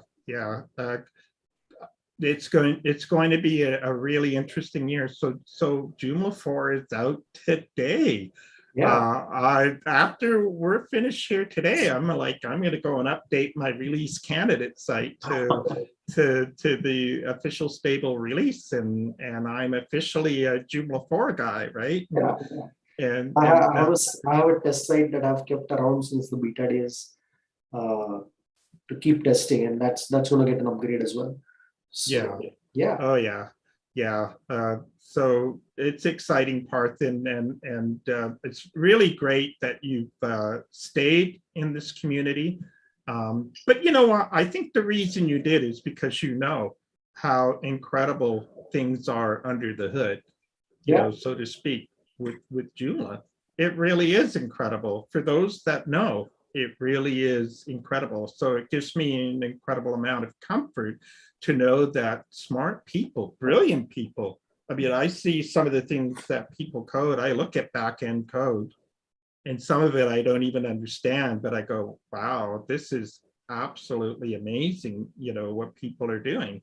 And, you know, one of the senior level Joomla guys said, hey, quit being lazy and learn how to code. Yeah. And I go, well, you know what, I'm learning things, but my focus is somewhere in the front end, right? Yeah. With the end user, the display layer and all that. I am envious of the talent that some of the people have that have made Joomla a reality. They are brilliant people, and I can't thank them enough for what they're doing. Absolutely. Completely agree with you. I think all the developers and all the volunteers, I would say, not just the developers, who have kind of made this possible for all these 16 years. Like you said, they have actually enabled a complete economy, right? Yeah. They have created so many jobs downstream. So it's pretty amazing. It is, and you know, people supporting students, like the whole Google Summer of Code thing. That's fantastic. I know that there's Joomla people in North America that they work for companies that manage hundreds and hundreds and hundreds of Joomla websites, and they are going after the students in the universities, the computer science students, and showing them what they're involved in, what they're doing. And these young people are going, wow, that's cool. I didn't know about that. And so it's great that there's lots of Joomla evangelists that are out there. We're not hearing about it necessarily in public, but they're out there and they're doing it. And so I'm really happy to be replaced by a young person, you know, that comes in with the same kind of passion. You know, 16 years has gone by. It's a long time. It's a long time, yeah. But it's gone by fast as far as I'm concerned. Absolutely. And it's been a good time. Hopefully I'll be paying attention for the next few years for sure. I hope you will. I hope you will. Yeah. I think it's been great. I mean, today has been really great. And Joe, it's been really fantastic having you. Really, thank you so much for sharing your thoughts. And some of your strategies are really interesting. I'm sure the viewers will really enjoy listening to this afterwards as well, and hope they can also follow some of these. We really need the community's help to get more people on to Joomla 4 from Joomla 3 and get more people to join the fresh Joomla 4 bandwagon, so to say. So it's going to be exciting times, and thank you so much. Thank you so much for joining us today. My pleasure, and thank you for having me, and happy birthday, Joomla. Happy birthday, yeah. Absolutely. It's a big day. Yeah, for sure. Happy birthday and happy new Joomla 4. Thanks a lot, Parth, and thanks everybody for making it happen. Thank you. Thanks, Joe. Have a nice day ahead. Bye-bye. Bye. So that was Joe Joomla, and that was our last session of the day. It's a huge day today with Joomla 4 getting launched and the Joomla 16th birthday happening. A lot of celebrations around and events are on continuously. I think there is a Joomla user group London session happening, already started. You can join that. There's some great sessions happening there as well. To conclude today, I would like to invite Ashwin to quickly join us and share a few words.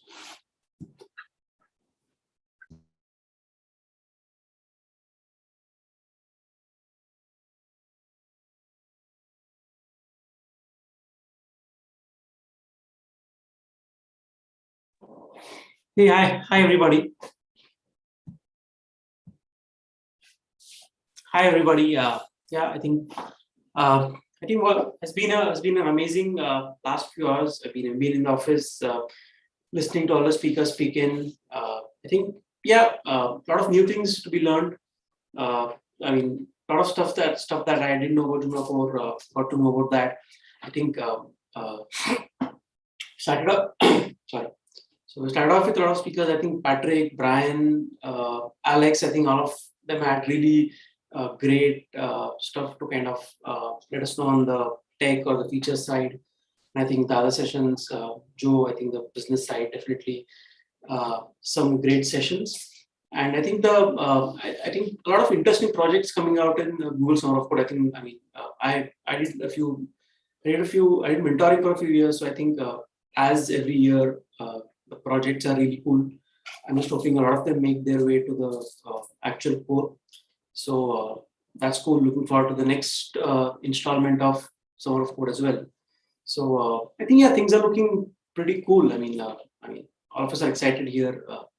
Techjoomla is working super hard to get all the extensions up to date. So I think there's a lot of even COVID is. Here COVID is kind of lying low. So I think some cool things happening. So I hope the mood stays upbeat and all of us have great fun with Joomla 4. So thanks a lot, guys. And thank you all the presenters for wonderful sessions. Thank you.